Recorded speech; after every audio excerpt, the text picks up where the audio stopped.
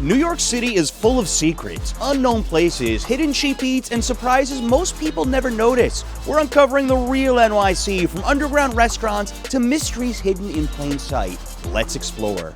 Normally when we enter the subway, we've got headphones on to try to avoid all the sights and sounds of New York. But what if I told you you could make your own music?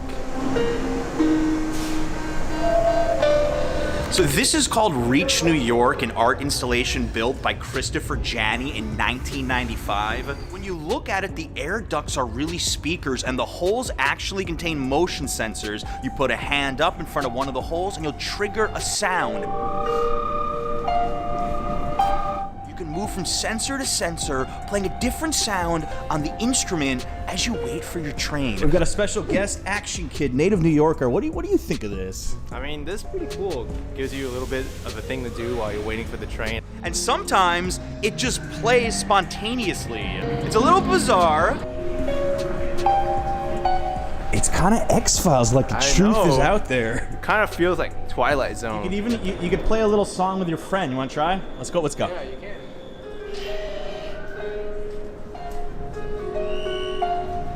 Watch out, the UFOs is gonna come. Get the UFO. Yeah. I'm telling you. Yeah. He might have a point. Only in New York, man. Only in New York.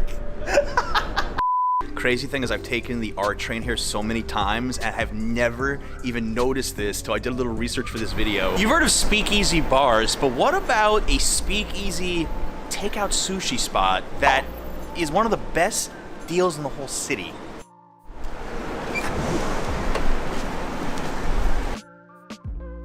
This is already my kind of place. Oh, you can smell the fresh fish coming up the steps. It's here for pickup. It was John B. Thanks a lot.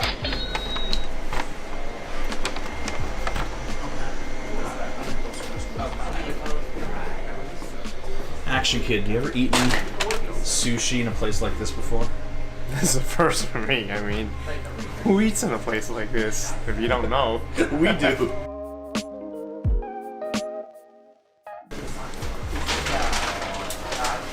Oh, that is some of the freshest sushi I've ever eaten in a random alley in my life. And in New York too. How fresh that looks. You can just tell by the color how good the sushi here is. I'm not even gonna put any soy sauce, wasabi. If my hotel was in Midtown, or my office was in Midtown, I would be here all the time. Something to keep in mind about Sushi 35 West is that the guys who run this used to work at Masa, which is a Michelin star Japanese restaurant. So they're bringing that expertise with low overhead here. So you are buying premium sushi at a really affordable price. And it's just totally my style of place. Little hidden gem, very local for now. The more I eat this thing, the more I'm falling in love with it. Because at first, I was like, wow, this flavor is really good, it's really interesting, but it really grows on you. It's a great piece of sushi. It might be the best piece of tuna sushi I've had here. Are you really surprised? Yeah, I'm really surprised, yeah. This could be the start of a new food trend in New York. Low overhead. Yeah. Having food like on top of smoke shops and in alleys, and I support this a lot. And make sure you order in advance on your phone. Then you won't even have to wait while you're here. Snag one of these VIP tables, because there's not a lot of them. This place can't be real. If you enjoy these videos, consider shopping my New York City guides. All price points, from food to itineraries and more. See the link in the description. Take your trip to the next level. Inside the New Yorker Hotel is one of the best little free museums that many New Yorkers don't even know about. Take the public escalator downstairs. Never been here, right? Never had a clue that this was even accessible and had a free museum. It's not a very big museum, it's just a little corner, but that's all you need here. Good for 5 or 10 minutes. A lot of people don't realize this, but the famed inventor and physicist Nikola Tesla spent the last 10 years of his life living at this very hotel, the New Yorker. The hotel was named his room and a study after him. In fact, he had such an obsession with the numbers 3, 6, and 9 that he would walk around the hotel block 3 times before going in. And of course, his room number was 3327, a multiple of 3. No shock. Unless you're staying at the hotel, you can't walk by his study or his old room, but you can enjoy this little exhibit here. I see some old cups and there's a teapot there. I think this is a lot of the stuff that was actually in Tesla's room.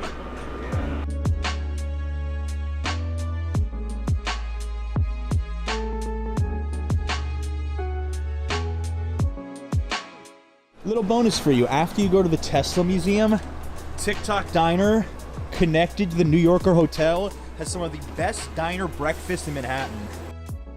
There's a lot of things you may expect on the side of a New York office building, but the world's largest active chess game, probably not one of them. No surprise this building was developed by the late Melvin Kaufman, who had an eclectic taste, known for 77 Water Street, where he had a full-size World War I era plane built on the roof, and the facade of 200 Water Street, which we've covered in other Hidden Gems videos, which once had the world's largest clock. So this just fits in perfectly. So at 3 stories high, they actually play historical games on here.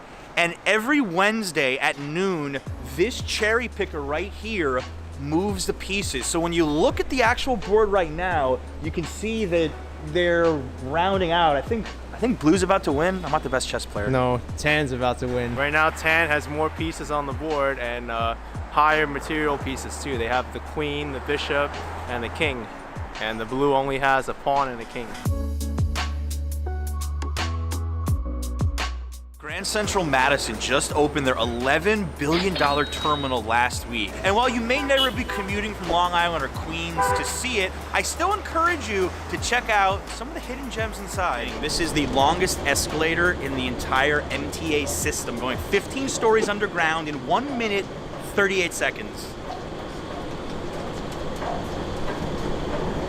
This doesn't feel as steep as the 7 next to Hudson Yards does. That feels a lot more vertigo-inducing.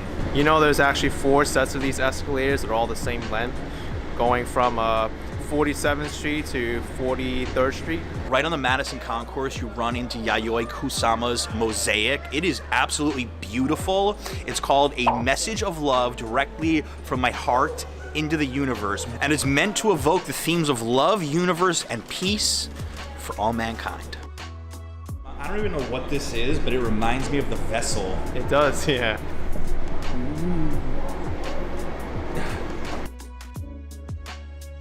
There are 5 different Kiki Smith mosaics on this concourse, and they're all animal themed. They're bringing some nature underground here in New York City. Food prices are going up everywhere, but New York is the worst. That's why I'm working with an expert to find the best cheap meals in America. But here's the challenge. Every meal has to cost less than 10 bucks. Can we do it in one of the most expensive cities in the country? Let's find out. We are starting at Guy Kitchen. I've got my local expert, Andrew from the Fung Bros, and what is going on here? This right here is one of my favorite recent Chinatown success stories. They moved from Mott Street Eatery, now they got a storefront. Hi, can we get 1 fried chicken meal, a Hainan chicken, and then a roasted one? It's his first time having Hainan chicken. It is my first time? Yeah. Man, that's a lot of food, dude. I'm impressed. It's just plated well. We've got 3 distinct choices here. We got the Hainanese chicken, we got the roasted chicken, we got the fried chicken. What are the differences? This one's poached, and I think this one visually, to a lot of people who are not used to having the dish, it looks a little bit unusual. Okay. It's tasty, I love it.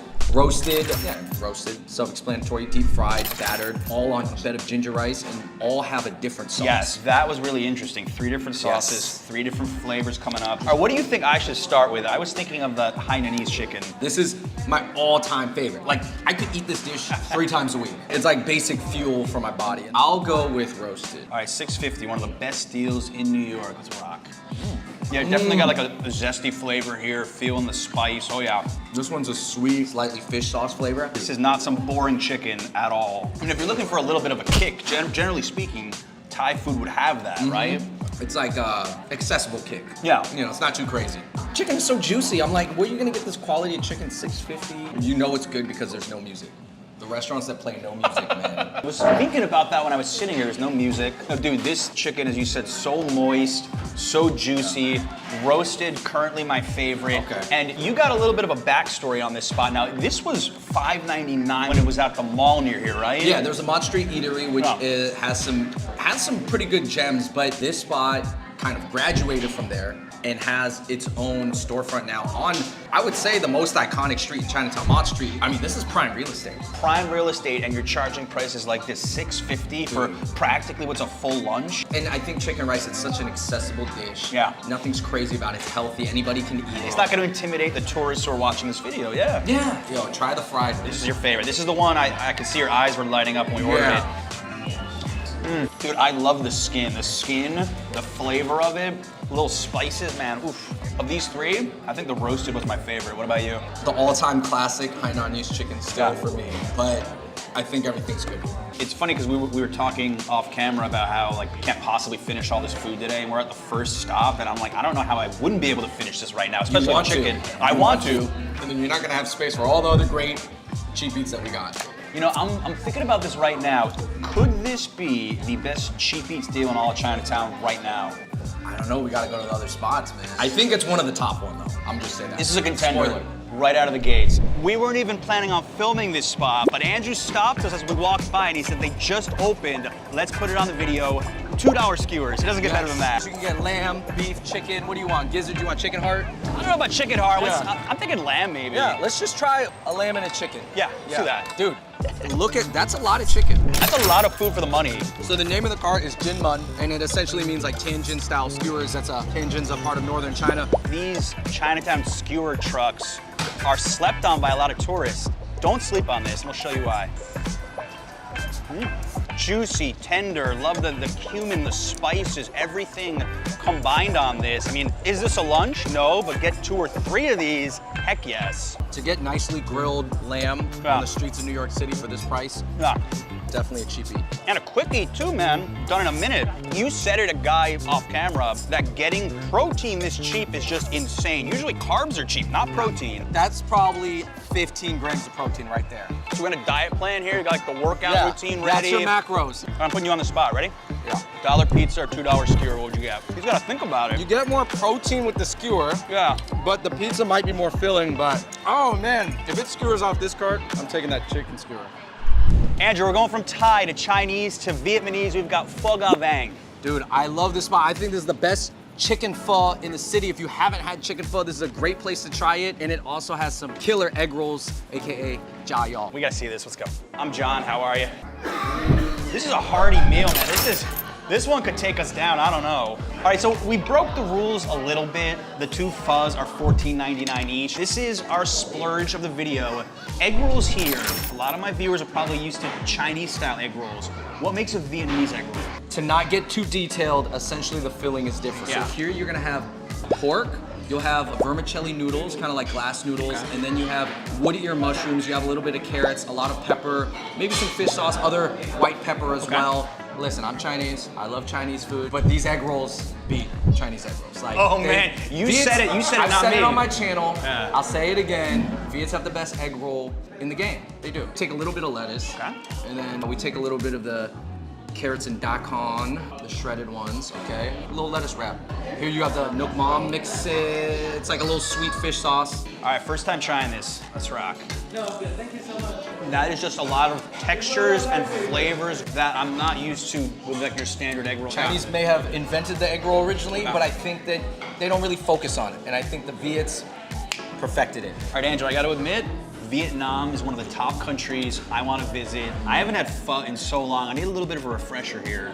Here at this spot, they're gonna give you the sides, basil, you have the lime, you have the sprouts, you have the jalapeno. You put in what you want, but I put a little bit of jalapeno. I put the basil here, as you can see. Okay. And then I love any extra onions I can get. For the chicken pho, they have this like salt and pepper lime dip, but here's a little trick. It's mala sauce for your pho. This is your brand. It is my brand, yeah. It's our very own chili oil that we launched, and it's on Amazon, 4.7 out of 5 reviews. I gotta say it, and they're real reviews. But yeah, They're real. You can get them here at Pho Ga. I mean, this is a life goal here, your own brand of chili oil at your favorite Vietnamese spot, like other restaurants. That's pretty cool. So you get a lot of flavor of the noodles in this and the meat. And then I would say you take a small piece of meat, a pinch of noodles, and a little bit of soup all at one time. Let's do it. That is good. That brisket, it just melts in my mouth, I gotta tell you. You know, I felt the chili oil. It's got a little umami kick. Feel that tingle on the tongue there. Yeah. You said look for like a mushroomy flavor as well, right? It should have an after kick. So yeah, buy it on Amazon right now. Link Or in the the description. website. Link in the description. Yeah. I'm gonna give Thank you for letting me plug it, by the way. I'm gonna give him 5 stars. How can you tell really good pho from the pretender? What do we look for? You can kind of tell quality. And, you know, some broths I've had are good, but I can feel like the smack of like salt and MSG, which there's nothing wrong with. At the end of the day, it still does make everything taste good. But yeah, I mean, something where you can feel that deep, meaty flavor. And then the noodles, I think the noodles gotta be cooked correctly. I think these noodles are great. You know, something I think a lot of people don't realize about Chinatown, especially if they're visiting for the first time, is that it's not just Chinese food. I mean, you're seeing it in this video. Almost every Asian country, really. Yeah, I think it's largely the Chinese diaspora. You know, a lot of Chinese people have left China over centuries and went to all different places and either maintain some Chinese identity or have mixed in with the locals, and therefore that's why you get like, there is such thing as Chinese Viet cuisine. There is such thing as Chinese Cambodian. There is Chinese Indo cuisine, Chinese Malaysian cuisine. This actually might be the first time I've ever put pho on my channel now that I think about it in 8 years. What do you think about that? What the fuck is up with that, man? I don't want to do that. You did it. Andrew, we got North Dumpling here. This is that hole-in-the-wall mom and pop dumpling shop that everybody loves in Chinatown. I gotta see this. Let's go. Yao you fun 1 and a 2. Thank you. Look at that, man. $4.50 and $4. What do you prefer generally? I'll tell you right away. I'm team pan fried. All the way. I'm kind of down the middle. I think it kind of depends. On the place or Depends. your mood. This is definitely a moment where I want to try that chili oil again, and I also like how it looks. We're not gonna go too crazy. They're both pork and chive, right? Yeah, both pork and chive. Yeah. There we go. It's juicy. You got some cabbage, onion, green onion. I'll go with steamed. You're gonna go with pan fried. These are fantastic, man. Soft and chewy, and chili oil adding a little extra kick to it. What I do is a little bit of vinegar, Okay. a little bit of shmala. We ate so much food and I'm still going. So easy here. This is definitely better than the run-of-the-mill dumpling spots I have been to. I think that they're putting their name in the hat of the dollar dumpling game in New York City, which is such a competitive game. I've talked this over with some Chinese American friends, and a theory they have is that they keep the prices low for the local community. They just don't care that much about getting crazy profits versus keeping the locals happy. One quick fact about this spot is that it is a lady who was at China North Dumpling on Essex Street, which she was working there for many, many years. That's a staple, cheap eat, of course, as well. But they recently opened up this spot, North Dumpling on Division Street. Okay. It's hard to keep up with all the dumpling spots, to be honest with you. I don't blame you. This lady is from northern China. Okay. A lot of the other dumpling spots, oftentimes from Fujian or the north, where dumplings are very common food. I want to plug another really great Chinese American YouTube channel, Bing Buzz. We did a collaboration video about the best dumplings in New York. If you want to see that whole video, we have about 5 different spots right here. Check that out. Shout out to Bing Buzz. Andrew, we got West Rice Roll King, and this is one of the newer rice roll spots on the scene, right? Yeah, man. I would say you look forward to ribbony, soft, flowy rice rolls, aka Chung Fun in Cantonese. Let's rock. Dude, he's making the fresh. That machine right there, that's the traditional way to make the rice rolls right here. He's making the mixture. So can we get one mixed rice roll? Sure. And then can I get beef rice roll with gale udon on top? Sure, no problem. We've had chicken, we've had pork, we've had beef today, so I'm feeling vegetarian here. Mixed sauce rice roll, and Andrew got the beef with the fish balls on top, which just made you happy like I haven't seen you all day. I made it a combo. Thank you for letting me soup it up. But yeah, this is curry fish balls on my beef rice rolls. You got the non-meat one with the sweet kind of sesame peanut sauce in there. Looking forward to it. Let's take a big bite. Smooth, velvety, just melted in my mouth. And I am somebody that loves peanut sauce of any kind, peanut butter, you name it. I knew I was gonna love this. I've had like a parpadel, like pasta, super thin pasta is kind of like this. I kind of made it a meal because I had beef in it. You can get curry fish balls on top. No, mine is packing some serious punch, man, with the flavors. Ooh. They have their own chili oil. Sprinkle some of this on there. Yours is good.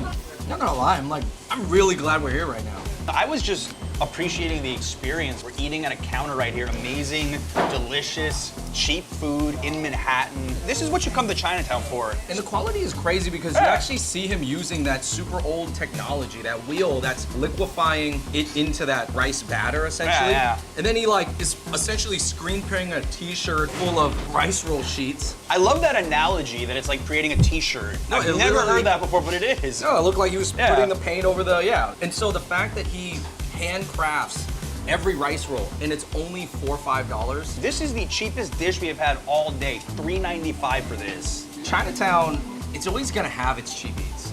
It's that immigrant work ethic that's never gonna stop, and basically it's always gonna provide cheap eats. All right, bold statement coming here. Tell me if you agree. Chinatown is the best cheap eats neighborhood in the entire country. I can't even think of a competitor. Did you say that was a crazy statement? I don't know. Is that I just, 100% agree. it's not crazy. There's no contest. There's no contest of the amount of cheap food, so there's always something to enjoy about Chinatown. Don't be afraid to get the little add-ons. Like I just added the curry fish balls on top. That's not even a dish. I want to take right? one. Curry fish ball add-on. Savory, completely different flavor profile going on. I see why you went for that. Today's been crazy, man. Discovering 5 spots I've never been to before that are some of the best values out there.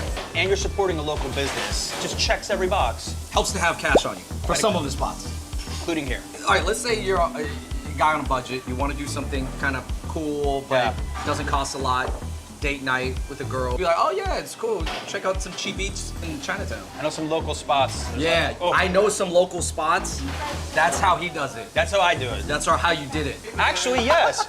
Our second date, I took her to some speakeasy bars, and she thought that I knew my stuff. People love that phrase in New York. Hey, I know a spot. But after watching this video, you know 5 good spots. John, what's your favorite spot that we went to today? Guy Kitchen. We had, the skewer truck. We had North Dumpling. We had Pho Ga Vang. We had this spot. All right, I have my answer, and this is not a cop-out, but it's a tie. Pho Ga Vang and West Rice Roll King. Tie, and I want to come back to both of them as soon as possible. What about you? Now you're on the spot. Man, this was actually really good. So I'm gonna have to put this up there, but Guy Kitchen to me, always chicken and rice, staple in my book. That's a staple meal for me. And it's super cheap. I would say dollar per dollar, maybe I take the chicken rice. Value-wise, I actually might go with this for $3.95. I'll be That honest is with you. actually super cheap. Crazy deal. That's why I think Chinatown deserves its respect, to be honest. Big time. Come to Chinatown, spend your money, be nice, experience something cool. Are you moving to New York or just imagining what it would be like? Today, I'll answer your questions about life in America's largest city and tell you the truth about living in New York in 2024. Anything goes. Let's jump right to the first question. This one was asked a few different ways. A lot of videos saying rent is crazy expensive in NYC, so where are the majority of workers residing? Is rent really unaffordable everywhere in NYC, or is it just the more popular places? Of all the regular jobs in NYC, retail, restaurants, service workers, where do they live? And what they're all asking is, with rent sky high, how does the average person afford to live in this city? And that is the biggest issue that everyone's facing right now. It's cost of living. There's a few ways around this, and the easiest is not to live in any of the trendy parts of New York. I'm talking about a lot of Manhattan, Williamsburg, Brooklyn, Long Island City, Queens. Look, New York has a total area of 468 square miles. From my experience, if you live in South Brooklyn or the Bronx or eastern parts of Queens, you will save money and you'll have more space. You'll still have the New York experience, but it won't be the touristy one. You'll probably have a bodega nearby, and you can still DoorDash from 1,000 places, but you will need 40 minutes to get to Midtown. There's always a trade-off. Now, the alternate option, if you must live in a trendy neighborhood, is to have a roommate or multiple roommates. I even knew a guy in his 50s who lived in Harlem with 2 separate roommates. And there's no shame in having a roommate in your 50s if that's your dream to live in New York. When I first moved to New York, I split a $2,000 a month 2-bedroom apartment in Greenwich Village with my twin brother. The place was an absolute shoebox. I even have old footage from before I moved in back in 2011. I've never shown this on the channel before. Tiny apartment, but some of the best memories of my life. Also a sacrifice having a roommate, living in a smaller place if you must live in a popular area. How many days does it take for a person to be considered a New Yorker? That's a loaded question because I have news for you. There's people born and raised here who will never consider you a real New Yorker unless you're born and raised here as well. I don't agree with that. I asked a friend of mine who's a native New Yorker his definition of this. Being a New Yorker isn't about a set amount of time here. It's about a mindset. Are you open to all the cultures, or are you just following what Instagram tells you is cool to make your plans? Are you embracing everything a city has to offer, or just staying in your bubble? That was what he told me makes a New Yorker. I have another definition. I was once taking the subway and I saw a guy board my car, stood there, not holding on to any railing, put his coffee down on the floor of the subway, and the coffee didn't even spill as the train pulled away through multiple stops. When you could do that, you're a New Yorker. Is New York safe to move to? I'm concerned about all of the crime. I mean, I don't blame you for being concerned about all the crime. I think the media a lot of times gives a false impression of New York as some urban hellhole, when the truth is crime happens here, but statistically speaking, it won't likely affect you, assuming you're not walking through the worst areas late at night or not paying attention to your surroundings. Now, according to the NYPD, crime is down this year in many categories, but not all crimes are reported, so take that with a grain of salt. Paying attention to your surroundings is gonna help you avoid most bad situations.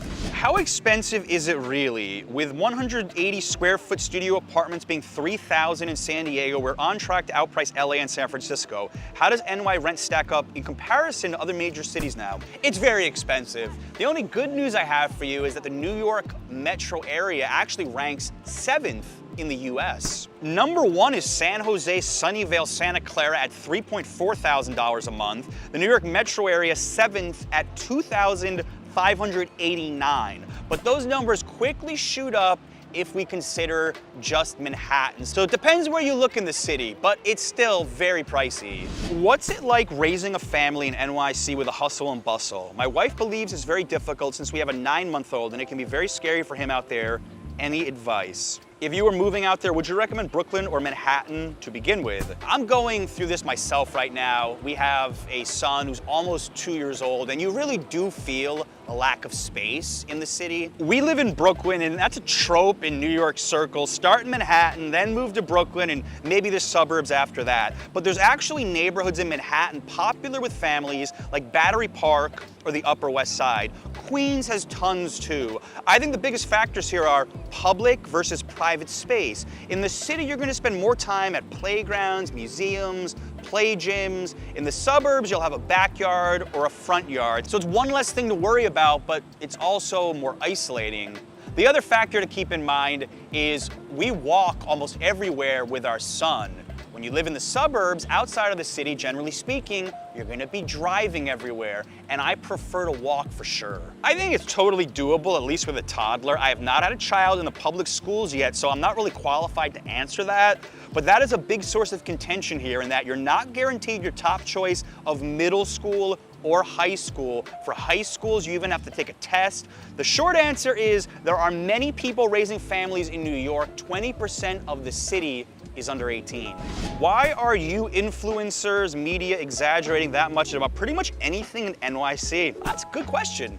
The short answer is we're all living in the attention economy. So when you exaggerate points about city life, it's gonna get more attention, more clicks, more views, and ultimately more money.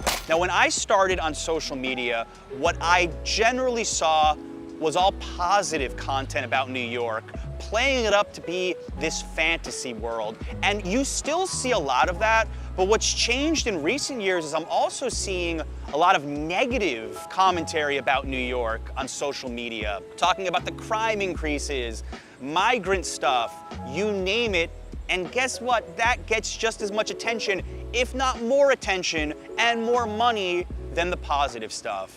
How much money would I need to live like Carrie Bradshaw from Sex and the City, LOL? Carrie's a fictional character because I don't know how a newspaper writer is affording to live in an apartment in the West Village, which is one of the most expensive neighborhoods in the entire city. The average rent in the West Village is $5,291 a month. That's $63,000 a year just to rent.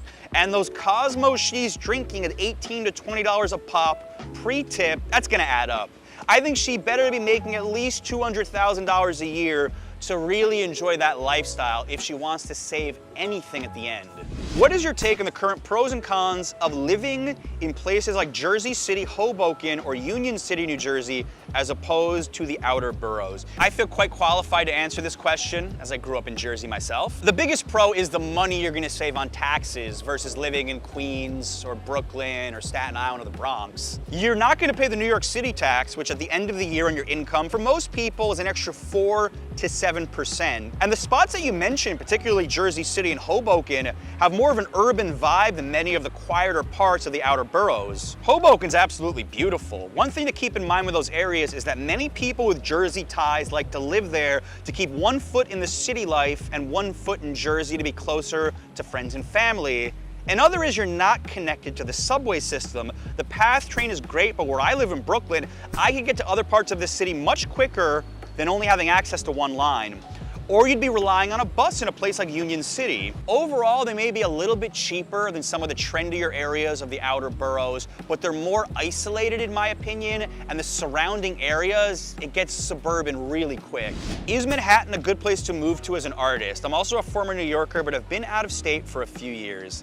Manhattan's huge. If you want to live the stereotypical artist life in a tiny apartment in the East Village, yeah, you could get that. But if you want a lot of space, unless you're going uptown, you are not going to find it in Manhattan, at least not cheap. How easy or hard is it to find an apartment? It can be very easy or very hard depending on your price range. If you're looking for a $6,000 a month 2-bedroom in a luxury building in Williamsburg, you're probably not gonna have a lot of competition for it. But if you want a $2,500 a month studio in the Village, you can bet there's gonna be a lot of people applying, and they might even bid on it and bring up the price. At the entry level, for an apartment in a popular neighborhood, competition is fierce. These apartments go quick. So if you see something you like, you better apply that day, apply that hour as soon as you get home. If you don't have furniture to bring with you, where is a good reasonable place to buy furniture like a sofa and bed? Well, I used Wayfair when I moved to my apartment in Brooklyn back in 2020, but here's a little hack I learned though. Facebook Marketplace. People are leaving New York every single day, and they will sell items on Facebook Marketplace well below market value. In some instances, they will just give it away for free. So if you are on a budget, check out Facebook. I saw a few questions all the same. Something I've wondered is how and where most New Yorkers make their first group of friends, how to meet people in different neighborhoods. Oh, my friend Norma, what would be the best way to make new friends when moving to NYC? I understand this concern because on the surface, New York looks like this big, scary, anonymous place. But I'll tell you, making friends in New York is easier than making friends in any other city in the US. If you move to some small town somewhere, even a suburb, a lot of people's friends are those that they grew up with. They're not looking to meet new people. In New York, there's so many newcomers that all you need to do to make friends is find groups that share your common interests, whatever that may be, social media, photography, Italo disco. There are so many people looking to make friends in New York. You just have to put the effort in. Keeping those friends over a long period of time, that's a different story, as well as dating. But just making friends, I don't think it's as hard as people think. What is the most common mistake people make when moving to New York? Now, you may expect me to say picking the wrong apartment, but I'm gonna say picking the wrong neighborhood. I would tell any newcomer to the city to value their neighborhood choice over anything. You know, is it too noisy? Is it near subways? Most important, what's within a 15-minute walk of where you are? Unless you're absolutely on a shoestring budget, you've got to explore the area, and I actually shot an entire video dedicated to picking the right neighborhood in New York, so check that out if you've got some questions. This is a great question. How do you get big purchases to an apartment without a car? I was really concerned about this when I first moved to New York 13 years ago. The truth is, almost any place you go to has a delivery option. Every supermarket has delivery. For years, I had a little cart that I would take to the supermarket till I realized it was $5 or $10 extra to get delivery, and that was a complete game changer. Nowadays, we order everything off of Amazon, which goes directly to Whole Foods. But if you can think of it, they'll deliver it within New York City, probably same day or next day. We just had a mattress delivered, for example. Worst case, you can always get a zip car if you want to go to IKEA. I don't know. But delivery is the answer to this question, including laundry. Do rent-stabilized apartments exist? If so, what neighborhoods have them? For those who don't know what that means, rent-stabilized apartments are protected from sharp increases in rent, and tenants have the right to renew their leases under almost any circumstance. As of 2023, about 44% of rental units in New York City are rent stabilized, which is almost 1 million. Now, the percentage that you have to pay yearly just got hiked. It's gonna be 2 to 4.5% rent increase for a 1-year lease, 4 to 6.5% increase for a 2-year lease. And one of the benefits of rent-stabilized apartments is that your landlord is not gonna increase the rent by $500 or $600 every year, so they are extremely competitive to get, but they do exist. And if you wanna find out if a building is rent-stabilized, typically they contain 6 or more units, were built before 1974, and are not co-ops or condos. What's the biggest difference between locals and transplants? It's your boy Mike with a tough but fair question. He's been on the channel before. In this case, by transplant, he means someone like me who moved to New York from a different location. In my case, it was North Jersey, but it's all over the country and the world, really. I think the biggest difference is that transplants don't take the city for granted as much. I think we appreciate it a lot because of where we came from. If we chose to come here because we were tired of where we lived before, we saw other opportunities here, where the native New Yorkers, I think they earn the right to complain about New York, and I think they do complain about it a bit more than the transplants do. Maybe they take it for granted sometimes, but deep down, I think they like it just as much as we do. Is New York getting worse or better in your opinion? That depends who you are. If you're rich, it's definitely getting better. There's always new luxury buildings, new restaurants, new experiences to spend your money on. So if you're rich, getting better. If you're poor, things are getting more expensive, and I could definitely see how the cost of living is affecting many people who can barely afford to live here. And also, if you can't afford to take Ubers everywhere, you have to take the subway. And then you are going to run into more unsavory things on a daily or weekly basis that the rich people probably won't see so much. Overall, I think the city runs in cycles. I'd like to say that we're improving post-COVID, at least on the crime front, but there's many that say that New York is going down right now.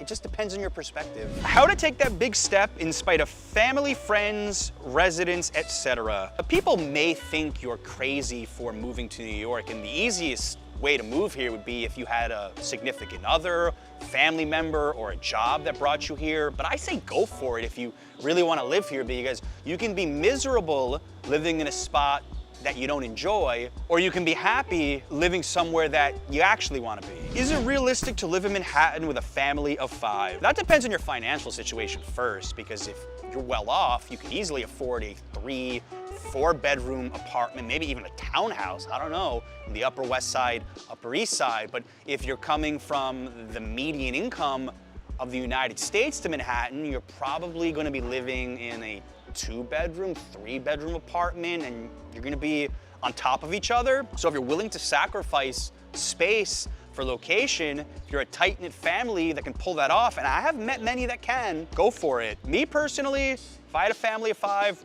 I don't think I'd live in Manhattan. Does moving to New York get harder the older you are? Yes and no. Assuming you've saved up a lot of money because of your advanced age, then you will have advantages moving to New York. You'll have more options of places to live. As far as the social scene, if you're older, the majority of people that move to New York, truthfully, are in their 20s and 30s. They're moving here for career opportunities or just because they want to change. Yeah, people do move here when they're older, but I just don't think it's as common. So it might be more difficult to find friends if you're, 50s or 60s, but definitely not impossible. Do you got any tips for people moving from Latin America? I love your videos. Thank you very much. My wife is from Mexico. There is a huge Latino population in New York. I think assimilating here will not be that difficult. The one difference that my wife and I always joke about when I visit Mexico is that over there, having a loud party till 2, 3, 4 in the morning is just part of the culture, where in New York, yeah, it can get loud, but having loud get-togethers is not part of the culture, generally speaking, here, and people will complain about that. So that's probably the main difference, I would say. Owning a car versus using public transit. When I lived in Manhattan, I knew a guy who had a car, and he would have to sit in it twice a week for an hour or two at a time due to street sweeping. So unless you want to deal with those kinds of things or pay somebody to move your car or park it in an expensive lot, I don't think having a car in many situations is worth it. The only people I know who have cars live far off from Manhattan. A lot of them I know actually live in Queens who have cars, and they almost never will drive to Midtown. The public transportation in New York is amazing, connectivity is great. In worst case, you can always take an Uber, Revel, or Lyft. Having visited last year from the UK, I realized you are never far from food in New York. Do New Yorkers have kitchens? If so, how often do they use them? New Yorkers do have kitchens. Even the tiniest apartments I've ever shown on the channel have little kitchenettes. Do New Yorkers use them? That depends if they want to save money and if they like to cook. I have friends who almost never will use their kitchen. In our case, Adriana, my wife, likes to cook, so we do eat a lot of meals at home, so it just depends on who you are. But if you want to spend a lot of your money on ordering DoorDash, very easy to do. What does New York uniquely offer in one's life that no other city offers? This question actually took me a little bit to think about, but I would say diversity on a whole different scale than you're used to, because not only is this city the world's largest melting pot, but for whatever reason, and for good reasons, this city works together so well. People from different cultures intermingle, they marry, their kids go to school together. Many of your friends, most of your friends, I will say, will probably be from different backgrounds here. It just works. With all the differences people have in New York, somehow we all come together as one. And that is what I think truly makes New York a unique and special place and my favorite city on earth. Based on dishes from around the globe for only $5 or $6 in New York City, sounds too good to be true. We'll show you the ins and outs of the Queens night market, which could be the city's best kept secret. We've got Greg back on the channel, resident food guide and native New Yorker. Sir. 70 food stalls here. What do we got going on? Yeah, the Queens Night Market is in Flushing Meadow Park here in Queens. It's been here since 2015, but it's expanded a lot over the years. So I've seen it grow. I've seen it become the best night market in the city, the first, and excited to eat. Really hungry right now. We're gonna start with Joey Bat's Cafe. I've actually covered them on the channel before. They've got a few different locations, but there's something unique here that you can't find anywhere else. Absolutely. So they actually started off here in the night market years ago, and they've become a real success story. You know, their pastel de nata, the egg tarts are really delicious, but they have something special here called bifana. It's a traditional Portuguese sandwich. It's marinated strips of pork on a house-made Portuguese roll. Delicious. This is a Portuguese roll. It's called popsicle. It's very soft, and I like to serve the bifana on it. It's really good. The joy of the night market is this bifana is $6. You are not gonna find a sandwich this big anywhere in New York for $6. Definitely not. Look how generously they pile these strips of marinated pork on here. She dipped it in the extra gravy too. Yeah. It's so saucy and juicy. It's like, I don't even want to talk about it anymore, but I gotta tell you what this is all about. All right, let's just take a bite. Yeah, let's rock.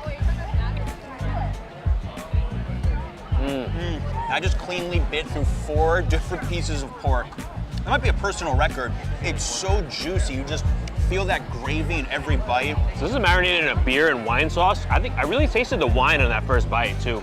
It's really complemented nicely by this house-made Portuguese roll. It's very light, fresh. We're gonna tap out after one spot. This thing is so big. That's the great thing about the night market. Every stall you go to, you can try something you've never tried before because they've got stalls from all over the world. Yeah, so what's cool about this is that you really can't find Portuguese food very easily in New York City. It's actually only really Joey Bat's, and he mostly is selling the egg tarts at other locations like Grand Central. This is the only spot he's selling the bifana for now. Keyword for now. I can see this really taking off one day. Something we definitely need to discuss is how the night market has served as a springboard for a lot of really famous businesses to pop up. They start here, they gain a following, and then they're off to the races. Absolutely. I would say Joey Bat's is probably the biggest example of that. Really started here. Now you can go to Grand Central before you hop on the Metro North. You can grab a pack of the pastel de nata, the egg tarts, which he's most famous for. I think Chelsea Market, a few other locations. He's really taken off. He's got like a mini empire based off just starting right here at Queens Night Market, which is incredible. Speaking of pastel de natas, I mean, they saw us filming and they know us, so they decided to give us 6 of these bad boys. And I had some of these when I was in Spain recently, and I know they're Portuguese. They didn't even come close to this, I'm telling you. They didn't even come close. I was missing Joey Bat's in Europe. You can really just smell that cinnamon coming off this already. Ready? Never too early for dessert, even the first style. So sweet, so crumbly. Yeah, I like that it's not overly sweet, got the nice crunchiness, and I love the little bit of cinnamon on top. I think that's really what makes this extra special. Has a real holiday vibe to it. Yeah, that cinnamon flavor really gets that. Always consistent, always delicious, I'd say. This is tough because we've got like 68 more styles to eat at, so we better slow down. Brought my appetite, but let's see. You gotta fast all day for this. We have 2 traditional, please. We have 2 coconut juices as well. Yeah. Thank you. Thank you. Thank you. Greg, you know what my favorite thing about this market is? It's the community vibe, because people walk by, they see what's in your hand, and they say, where did you get that? What line is it? You start conversations very easily here. You really do, yeah. Everyone's very opinionated too. And For anyone who's not had a bonito before, including myself, what exactly is this? okay, so I've only had this one time at an Ecuadorian restaurant in Queens. So Ecuadorian food is very common here in Queens. We have a huge community, but these bolones, they're plantain balls, so it's mashed plantain. They actually add some chicharron, there's some cheese here. They top it off with their own sauce. It's like a green, not sure exactly what it is. Esmeralda sauce. Esmeralda, yeah. Let's see what the Esmeralda sauce is, but it's really nice. You don't really see this on the streets very much, so it's actually pretty unique, even for a cuisine that's very popular here in Queens. So let's see what it's all about.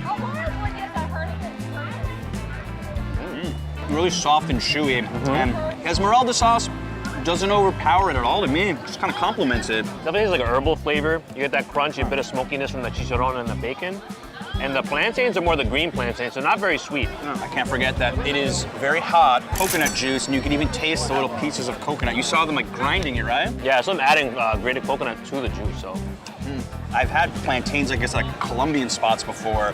I'll tell you this reminds me of a little bit, not flavor-wise, but concept-wise, of mofongo. Like Dominican and Puerto Rican mofongo, but totally different flavor. This is nice, I like this. It's a little more subtle, more subdued. Like part of the fun too is just watching them make it fresh. They're making this by hand, each one. As we were saying, a lot of these businesses, this is their first real foray in public. So they're very friendly, they want to know your opinions on the food. It's a really cool experience. Yeah, what's nice about it too is that when you set up here as a vendor, it's very affordable. The market is subsidized. That's why everything is capped at $5 or $6 per dish. So also in turn, the vendor fees are subsidized too. So if you want to get started in the food business here, it's a nice place to get started. It's really a win-win for everybody. Yeah.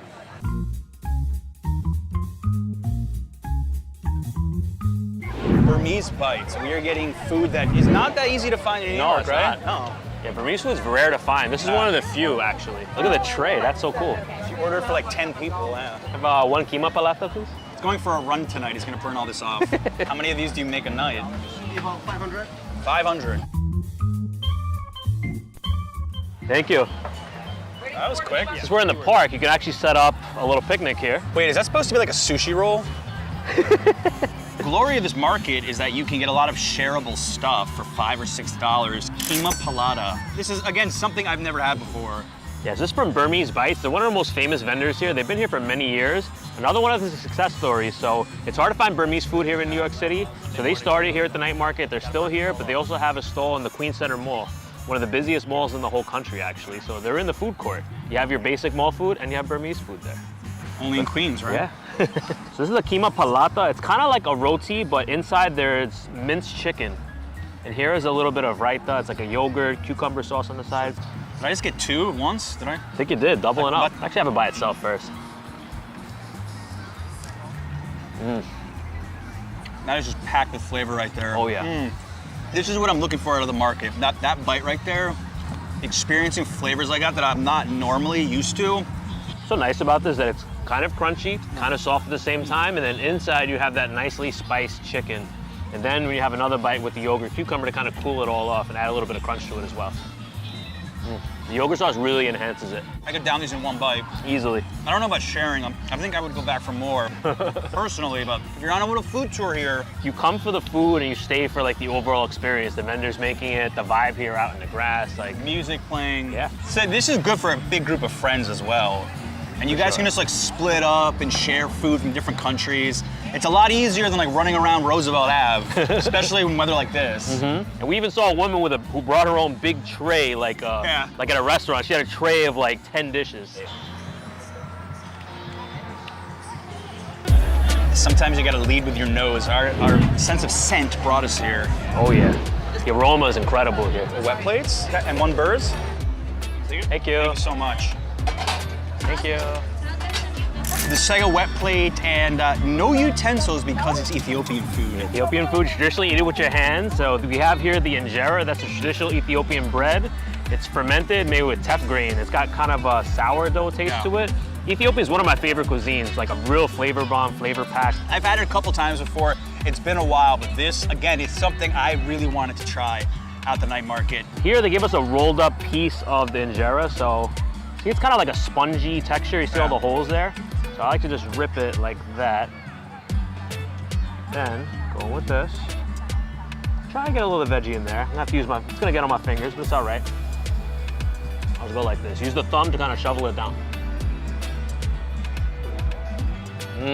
That's a real flavor bomb. Underneath it all, like not only all the spices and that beef there, but you get that underlying tangy, sour flavor from the injera and that like spongy texture. Wonderful. And if you don't eat beef, they do have lentil as well. We'll just do the beef.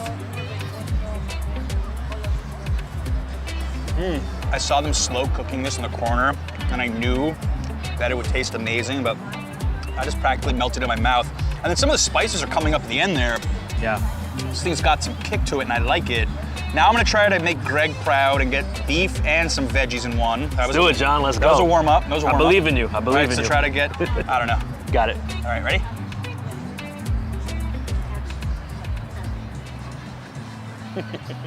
Kids, don't try this at home. It was better though with the veggies. It was much better. So many flavors going on. You're absolutely right. Could that be the biggest flavor bomb in the whole market right there?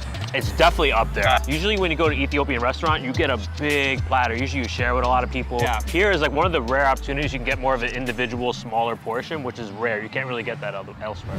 If you're enjoying this street food adventure, consider booking Greg's street food tour of Queens. Many of my viewers have told me it was the highlight of their trip to New York. Link down below in the description. You won't regret spending an afternoon with this guy. Yeah, I'd love to see you. Come book my tour. Skewers, the skewers are really good. 2 of the beef and chicken skewers, 2 orders. Thanks so much. Is there anything better than meat on a stick for street food? I mean, that's the classic. You gotta do at least one at every market you go to, right? This is unique because Cambodian food is very, very hard to find in New York City. They're one of the only people selling Cambodian food in the whole city. It's pretty crazy to think, right? Greg, I don't know what's more beautiful, this chicken on a stick or that sunset right there? Why not both? That skewer in front of the sun. Equally beautiful. That's why they call it the night market. We will be here after dark, but yeah, enough talking. Let's try this.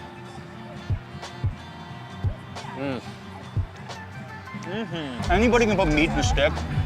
Not anybody can do it this well. So juicy and tender.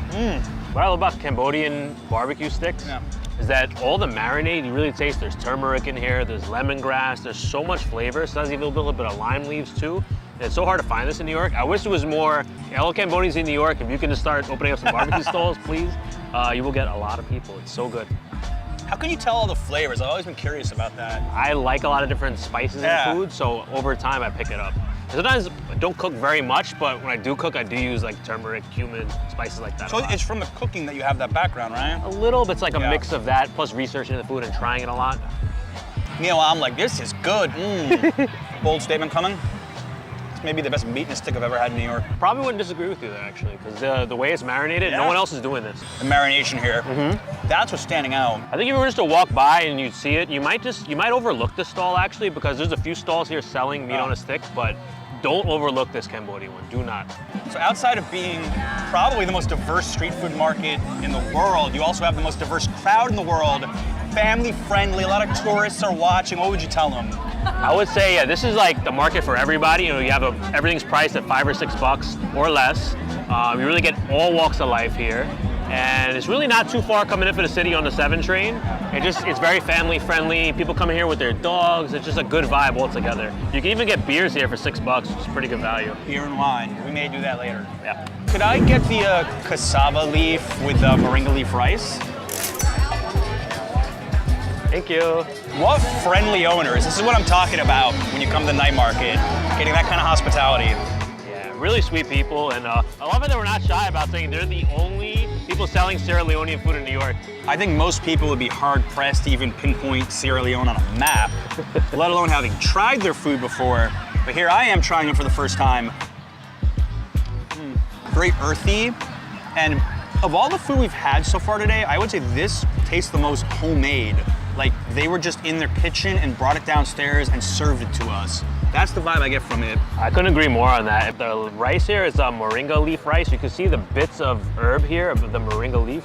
And you have the stew. This is cassava leaf stew that already has a very earthy flavor. I think cassava is like a root vegetable, right? So these are leaves from it. It's slow cooked. You can tell they're very just proud of their food, just very friendly, and just, I love, like, you can't find Sierra Leonean food anywhere in New York. Yeah, just like you said, homemade and like healthy even. This is kind of addicting, I'm not gonna lie. Mm-hmm. And not just this food, just trying food from all over. It's like just close your eyes and point at a spot and you're probably gonna find something that you're not likely to find wherever you come from. Yeah, it's a very nice portion, it's very hearty, and just $5. You really can't go wrong. Overall, it's April to the last weekend of October. They take about a 4 or 5 week break for the US Open. That's in like mid-August to about mid-September. Because it's in Flushing Meadow Park. This is where the US Open is. Literally the stadium is just right over there, so. They got busy tonight too.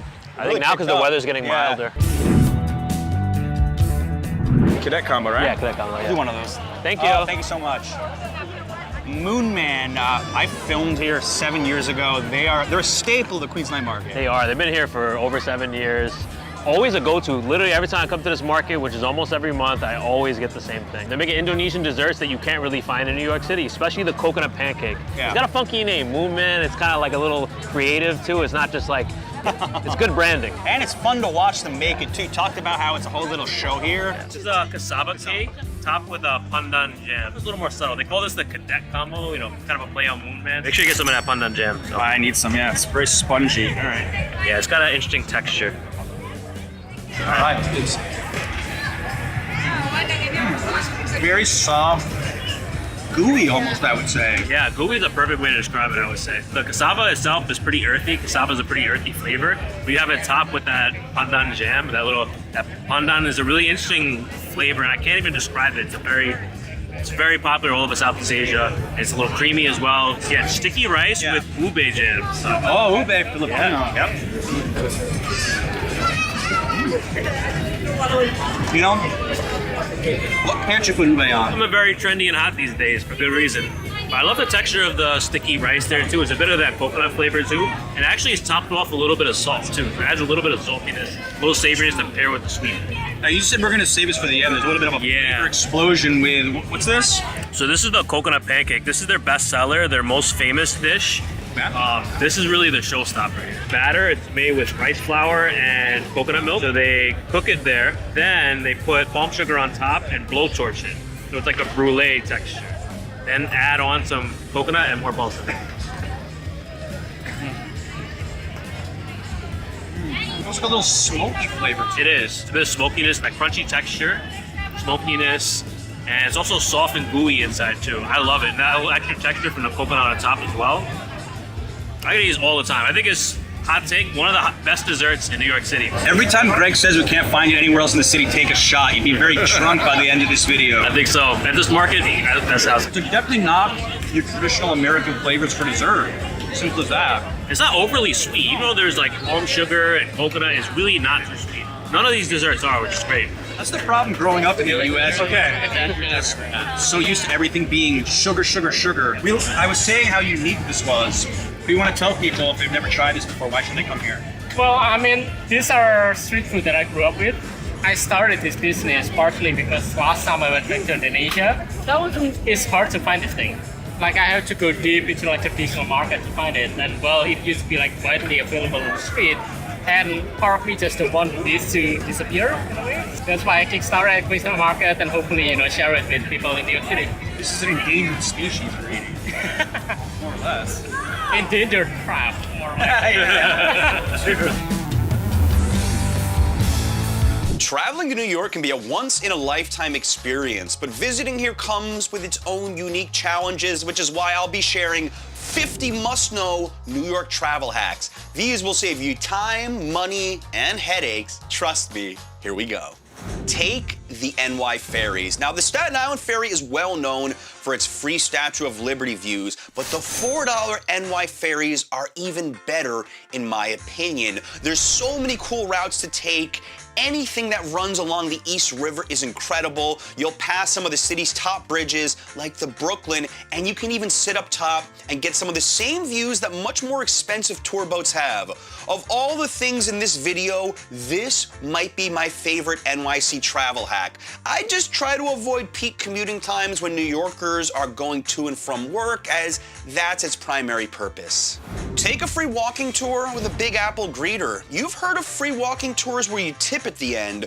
Those are great, but there's a program called the Big Apple Greeters where local volunteers take you around the city showing you their favorite areas. You just fill out a form and they see if they can find someone to place you with, as long as it's 1 month's notice. We're talking hidden gems. It's like seeing New York with a long-lost friend, and they won't even accept money if you try, but maybe a small gift from your home city or country would be nice. Visit bigapplegreeter.org for more info to sign up.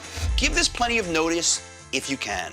One of my favorite ways to impress friends or family visiting is to take them to any of the hidden streets of New York. Here are some of my favorites. Washington Mews, which is steps from Washington Square Park. It feels like you stepped into Europe. Sylvan Terrace uptown is absolutely gorgeous and full of history. Freeman Alley is like walking through a movie set, and we've got Stone Street, which basically feels like Harry Potter world. I'll throw in 6½ Avenue, which I can't even believe exists and runs directly between 2 different avenues. There's even more of these, but I'll let you try to find out where they are. This is an amazing idea that I'd save to impress someone special. People ask me sometimes, what would be the one place to go celebrate something huge? And I tell them Saga in Lower Manhattan. It's gotten 2 Michelin stars, and we filmed at Overstory, which is the cocktail bar 1 floor above it, so I've seen it. You're eating a world-class meal, and then you get free access to the outdoor rooftop, which has some of the best views of the city I've ever seen. It's like going to One World Observatory, but being outside of it. So that's a 2-for-1 trick during warmer months I'd recommend that may leave you speechless. This is the best JFK Airport arrival hack I have. If you want to take public transit into the city, go take the Long Island Railroad, also known as the LIRR, from Jamaica Station, which is connected to the air train. You can head to either Grand Central or Penn Station for the princely sum of $5 with a city ticket. The seats are more comfortable, there's luggage racks, and it's direct in only 20 minutes. I've never taught anyone this tip who wasn't shocked how simple it was. Of course, this works best if you don't have a ton of luggage and are staying in Midtown. If you need more details, see my video on JFK Airport tips, which we shot earlier this year. This one is simple, but Tap to Pay now works on any device that has a chip. So if you have a card saved, or you can even tap your credit card, and you don't need a Metro card. In fact, they're gonna get phased out eventually. Even at the air train at JFK, they now have readers installed. So before you get to New York, make sure that Tap to Pay is enabled on your phone. It seems like most countries are way ahead of the US on this anyway, but we finally have it on our subways, which just makes life easier. No more having to worry about refilling your Metro card. And if you were thinking of buying a 7-day unlimited, you'll automatically ride free after your 12th paid trip as long as you use the same device. So this is just such a game changer in taking the subways and buses in New York. And if you insist on buying a Metro card, save it as a souvenir.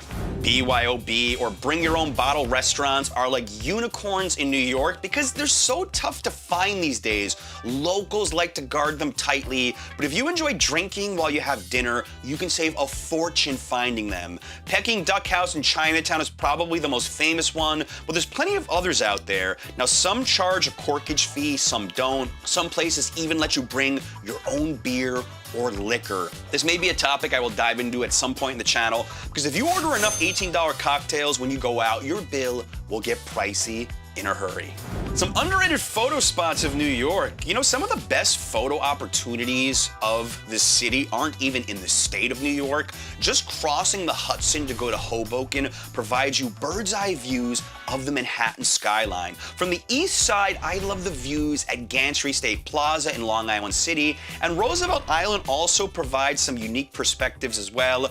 More about Roosevelt Island later on in this video. Let's talk about New York's community gardens and hidden parks. There's some treasures hidden in plain sight in the Big Apple, and most neighborhoods have them. They're called community gardens. Many date back to the days when the city was really struggling and are still an oasis among the concrete jungle. There's also some great hidden parks in Midtown I want to highlight, such as Paley Park and Green Acre Park. These two are a great place to take a break during a busy day of sightseeing. Don't pass them up if you have the chance. Explore lesser-known museums. I realize that if time is tight, you may not have the ability to hit these spots, but if you're a fan of the iconic New York subway, then the Transit Museum is a cheap way to step back in time. Head right for the basement and check out subway cars from the last 100 years and see the evolution of transportation as you take some amazing photos. Another museum I think needs more love is at Francis Tavern. Go here to explore the city's Revolutionary War roots. And both are inexpensive at just $10 for admission and way less crowded than the bigger spots that most go to. Free museum days. I'm gonna link to this updated Time Out New York article in the description, but there are many museums that have free days or pay what you wish hours, which could save you a lot of money. The only caveat here is they usually get quite crowded during those periods, so keep that in mind. Some of the more popular ones are the Morgan Fridays 5 to 7 p.m., which requires reservations a week in advance, as well as the Whitney every Friday from 5 to 10, the New York Historical Society's Pay What You Wish on Fridays from 6 to 8, the New Museum of Contemporary Art is Pay What You Wish on Thursday 7 to 9 p.m. For the rest of the list, see the link down below. Explore Central Park's lesser-known areas. Everybody knows that Central Park is a must-visit. Now you can just scratch the surface, you can find the really cool parts away from the crowds at the bottom. If you have the time, my top pick is the Conservatory Garden with an entrance near 105th and 5th Ave. It's absolutely one of the top free things you can do in New York. And if you want even more ideas for Central Park, check out the entire guide we shot to it. We cover the park from top to bottom. Speakeasy bars. Now, if you're over 21 and looking for some distinctly New York adventures, I don't think any other city on the planet has as many hidden speakeasy bars as the Big Apple. These take you back to the days of Prohibition, and there's usually some kind of hidden entrance situation. But if you're a fan of cocktails, I've seen that most of them actually pay really close attention to the quality of their drinks. We visited one recently called Little Shop, which was hidden in the back of a bodega, and that may have been the most clever one I've seen yet. Their drinks rocked. It's a really great date idea as well. What about Broadway tickets for cheap? You've probably heard of the TKTS booth, but did you know about lotteries and SRO, also known as standing room only tickets? Check any show that you're interested in seeing, go on their website, especially if it's red hot or sold out, and they almost all have some kind of lottery system or standing room only deals day of the show. Some of these are digital lotteries, other times you actually have to go line up, and I've met people who would spend one morning trying to get rush tickets to a few shows, and they'd come up with some crazy steals. You could also try with the Today Tix app. In fact, I recommend you download it right now. They also offer some really nice discounts. Even though we've mentioned this a lot on the channel, taking the tramway to Roosevelt Island from Midtown is still not known to the majority of tourists to New York. Seriously, for the cost of a subway tap, $2.90, you get to soar above the city and then land on Roosevelt Island. We did an entire video dedicated on what to do there with a lifelong resident, but there's some hidden treasures on that place. Most notably, all the viewpoints of Manhattan and the peace and quiet it offers so close to the hustle and bustle. I don't even visit there enough, which is sad, but riding a city bike around that place is pretty tough to beat for a nice morning or leisurely afternoon activity. Could this be New York's most underrated attraction? It's amazing how many world cities have a famous cemetery that has a storied history, that has many celebrities resting there, and it's a can't-miss destination. Well, Greenwood Cemetery in Brooklyn was one of New York's most popular attractions and has generally fallen out of view even by locals. The views of the skyline are fantastic and the architecture is absolutely stunning. If this were in Manhattan, I'm convinced it would be way more popular. Take a tour or check out all the programming that goes on there year-round, such as movies and even concerts. A little observation deck hack for you. If you hate touristy observation decks, I get it. Some rooftop bars do offer amazing views and you just have to buy a drink. Now, we did mention Overstory before if you want that classy date experience, but the one that I actually get the most DMs about from happy viewers is at Beast and Butterflies in Times Square. That's a unique view that even Top of the Rock couldn't give you because you stare right at the bright lights. Go at night for maximum effect, and this one is great because children are allowed up there as well. Free kayaking. This is amazingly popular with locals and not as well known by tourists, but New York has some great free kayaking programs. The most famous one is at Pier 26 on the Hudson River. My personal pick, though, is the one at Brooklyn Bridge Park, as the views are unreal. It's offered on Wednesday and Thursday evenings and Saturday and Sunday afternoons during the season.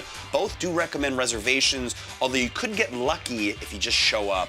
This is something a whole family could even do together and is way different than a typical New York afternoon activity. You get about 15 or 20 minutes. You want to save some money on New York hotels and don't stay in Midtown Manhattan.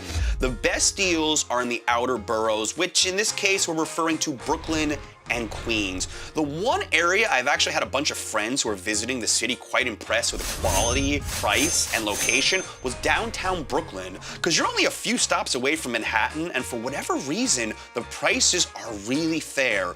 Long Island City, Queens is another spot that I've had friends stay at who are happy with, and if we're talking time of year, usually right after New Year's, the second week or so of January is actually the cheapest time of year to come here for hotel prices, although be prepared for some cold. For the least crowds at observation decks, be the first one for admission. You can pre-book tickets for all of the observation decks, pick the earliest slot possible, and this is actually quite easy to do. Ditto for the Statue of Liberty. I've heard the lines lately are super long, so going early and knocking it out will ensure the boat isn't full as well. And as I always say, visiting the Statue of Liberty in Ellis Island can easily eat up half a day, so going early on is never a bad idea. And make sure to buy your tickets in advance, not with any random resellers outside. Here's how you save money on sporting event tickets. Now, New York has had some really good teams lately. The Rangers, the Knicks, the Yankees are playing well. Tickets to some regular season games can be pricey, and while it's easiest to save money on baseball tickets because they have the longest season, my top advice to save money on a hot ticket is wait till the day of the game. And if you're feeling patient enough, go to the stadium or arena, then right before the game starts, check the StubHub app. People will be way more desperate to dump their tickets, and you can get some really great deals this way. Sometimes you don't even need to do this. Just check a few days before, and you may even get a better price than at the box office. Again, this works best for baseball. Sadly, finding a bathroom when you need it in New York is like trying to find Waldo in a black and white photo. Impossibly tricky. I always advise using the facilities before you leave your hotel, at any attraction or after a meal, but sometimes nature calls at the worst moments. I get it. So these are the spots I would look for a public bathroom. Any hotel lobby is by far the easiest. Bryant Park has the cleanest public bathroom in the city. The M&M store is one that most people don't realize on the top floor has some nice bathrooms. And lastly, I would say any bar or some restaurants would work as well. Are you planning on coming to New York last minute and want to save some money? Well, the app Hotel Tonight is a very good one for those last-minute travelers. I've seen this generally work best if you're only staying for one night and you just scroll the app, you see all the hotels with major price cuts because the rooms probably aren't going to be used. I actually did use this once when our flight got canceled in Rome, but if you live within a couple of hours or in the tri-state area and are just thinking of a last-minute trip into New York, this is a handy application to definitely save you some money, so put it on your phone. All right, you need to try the most famous street food in New York, and that is halal, which is typically lamb, chicken, or beef over rice with some kind of white sauce or any sauce. I've heard too many horror stories of my viewers just randomly trying a hot dog and not having a very tasty experience. You are far better off randomly buying halal from a vendor than a hot dog. Although if you want my all-time favorites in Manhattan, that'll be Adele's, but their lines are super long. But I also recommend Royal Halal, which is a few blocks away and almost never has much of a line. Their chicken tikka plate is my favorite, but either way, don't leave New York unless you've tried at least one halal cart. If you don't have the time to hit the outlets in New York State, Century 21 in Lower Manhattan is an amazing option. Now, this was closed for 3 years after the pandemic, but it reopened in 2023. And across its 4 floors, you'll find everything from men's clothing, women's clothing, children's apparel, footwear, handbags, housewares, and some authenticated vintage items. And they even made it over a little bit. They have a self-checkout now. They have New York City-focused gifts. This is an alternative if you don't want to go to any of the outlets like Jersey Gardens or Woodbury Commons. Those will provide ultimately the best deals, but they're also going to eat up half of your day, so really factor in how important that big shopping trip is for you. If you want to get cash back at tons of NYC restaurants, this is an app I even use myself. It's called Seated. It's really simple. You just pick a participating restaurant on the list, and there's tons of them in Manhattan, Brooklyn, and Queens, and whatever the percentage is, you get that back on your bill. I've seen it as high as 21% before, and you get the money instantly. The coolest part is you can buy gift cards with it, like Airbnb, Uber, there's a lot of others, and if you want a $10 bonus added to your first meal, use my code JOHN28. New York has so much public art where you don't even have to pay for a museum. And I'm not talking about street art, which is its own thing. You can find all of it, including temporary and permanent exhibitions on this site, which breaks them down by type. So if you're a Civil War fan and want to see all 31 monuments, just click there and you'll find out about Abraham Lincoln's at Grand Army Plaza in Brooklyn, or the 11 Latino monuments. Have some fun with it. See if you can add any of these to routes you're going to be taking around the city anyway. Sitting in the conductor's car on the subway. I love bringing this one up for safety purposes because I even use this myself. If you want to sit in the same subway car where the conductor's going to be, all you have to do is look for the black and white zebra board, or as it's called, the indication board, usually against a wall near the center of the platform or hanging down. And that's where the conductor's car will stop and he'll point outside. You can also ask him a question if you're lost, so it really serves a dual purpose. All right, here's how you save money at a deli. If you go to any of the famous Jewish delis like Katz's, Sarge's, which is my pick, Second Ave Deli, the pastrami sandwiches are well over $20 each. But they're huge and an easy share for 2 people unless you're absolutely starving. I hear too many of my viewers get shocked about how big they are and realize they probably should have shared one and they don't want to lug it around all day to take back to their hotel. I could personally handle one myself, but it also means I might not be eating anything for the rest of the day. So factor that in if you're going to one of these legendary spots, and don't be afraid to share the sandwiches. All right, here's a must visit, the New York Public Library and the Polanski exhibition. And while I think visiting the library is pretty common knowledge among many tourists, not all realize that the Polanski exhibition is now permanent, and this is one of the best exhibits in the entire city, absolutely for free. They have the original Winnie the Pooh Bear in there and a lot of other famous artifacts, like a signed copy of the Declaration of Independence. You could easily spend a half hour inside. This may be the best free rooftop view in New York, and yeah, we really harp on rooftops on this channel because there's no better way to get a feel for just how big New York is. And going right across the street from the public library to the Stavros Niarchos Library and visiting their rooftop is a requirement. It is such a hidden gem and was actually my favorite item on my 50 best free things to do in New York video. So if you need more ideas of free things to do, go watch that as well.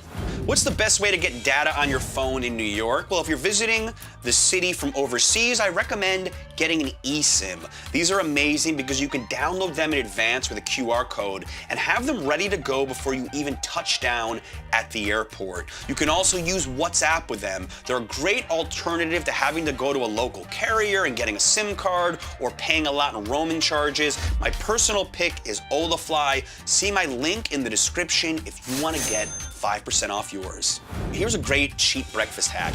If you go to just about any deli or bodega as they're known locally, you're almost guaranteed to find a cheap breakfast. A bacon, egg, and cheese sandwich on a roll is the iconic breakfast sandwich of New York and definitely won't break the bank. They're usually $3, $4, $5. If you want to eat more and have a sit-down meal, a lot of the classic diners still offer really good deals. My two favorites are Pearl Diner in Lower Manhattan and the TikTok Diner in Midtown.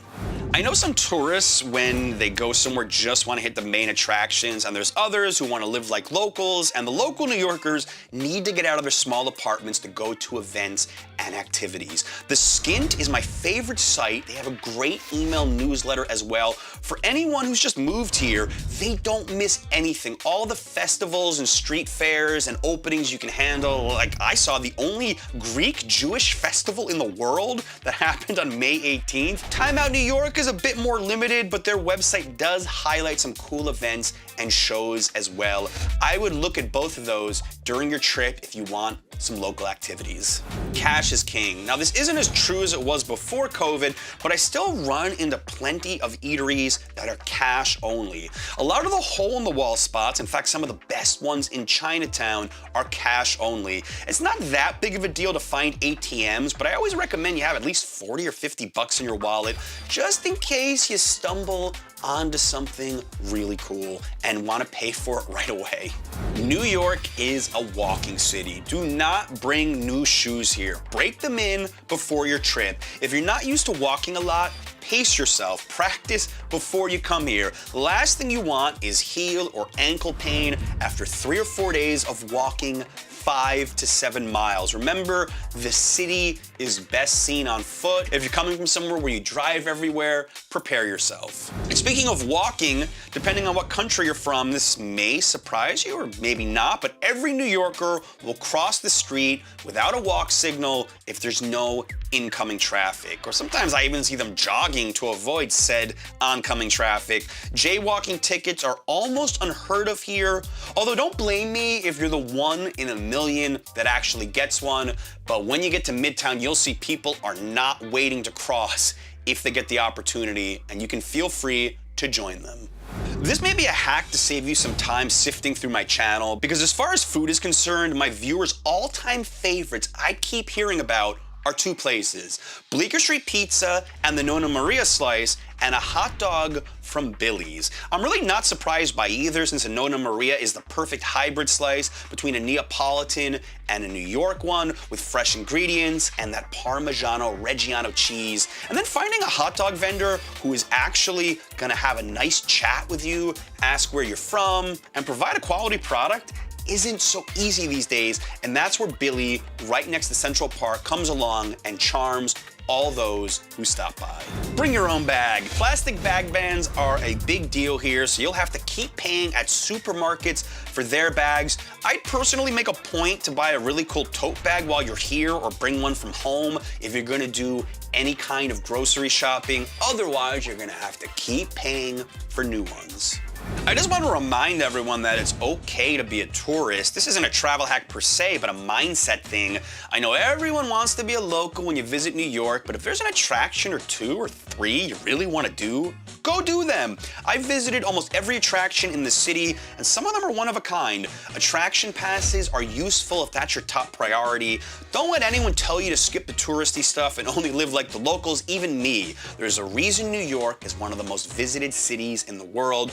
There's enough to keep you busy here for days if you just want to see the attractions as a tourist.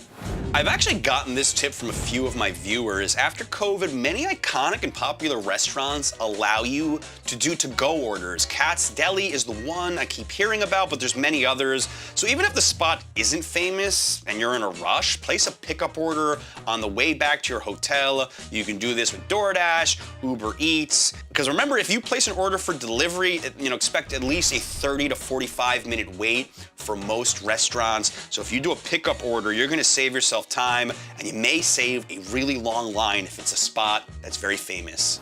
Here's a great way to save money on takeaway. It's called Too Good To Go. It's super popular with locals, but many tourists have not heard about this app, and how it works is you check it for restaurants or eateries nearby who have extra food, and the app is all about saving food waste, so it can be for breakfast, lunch, or dinner, and they give you what's called a surprise bag. It costs like $4, $5, and you pick it up at the restaurant. You don't know what's in there, but I've heard stories of full meals. Sometimes it's a sandwich, a lot of pizza spots will do it, and you're saving yourself easily $10 or $15.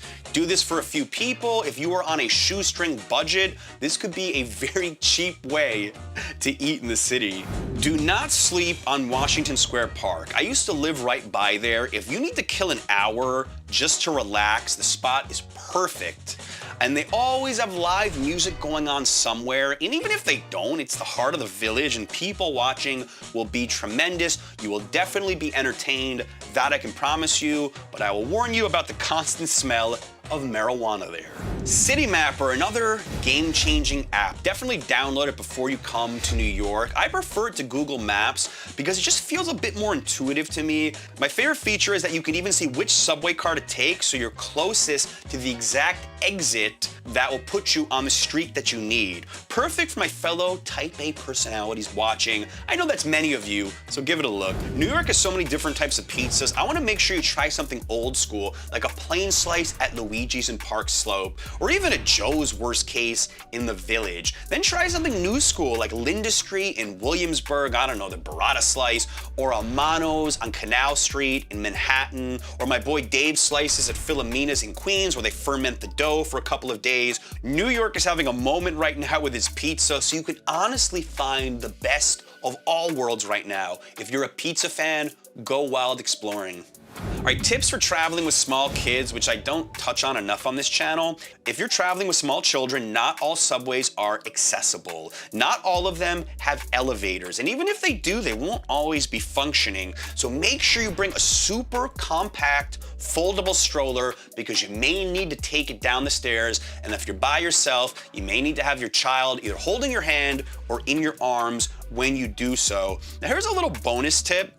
The Met is actually free for children 12 and under if they can handle an art museum, and they have a new active play and learning center called the 81st Street Studio, which is under the Met, completely free. There's also tons of playgrounds all over Manhattan and Brooklyn if they need a break, and I'm sure they will. Dress up for summer.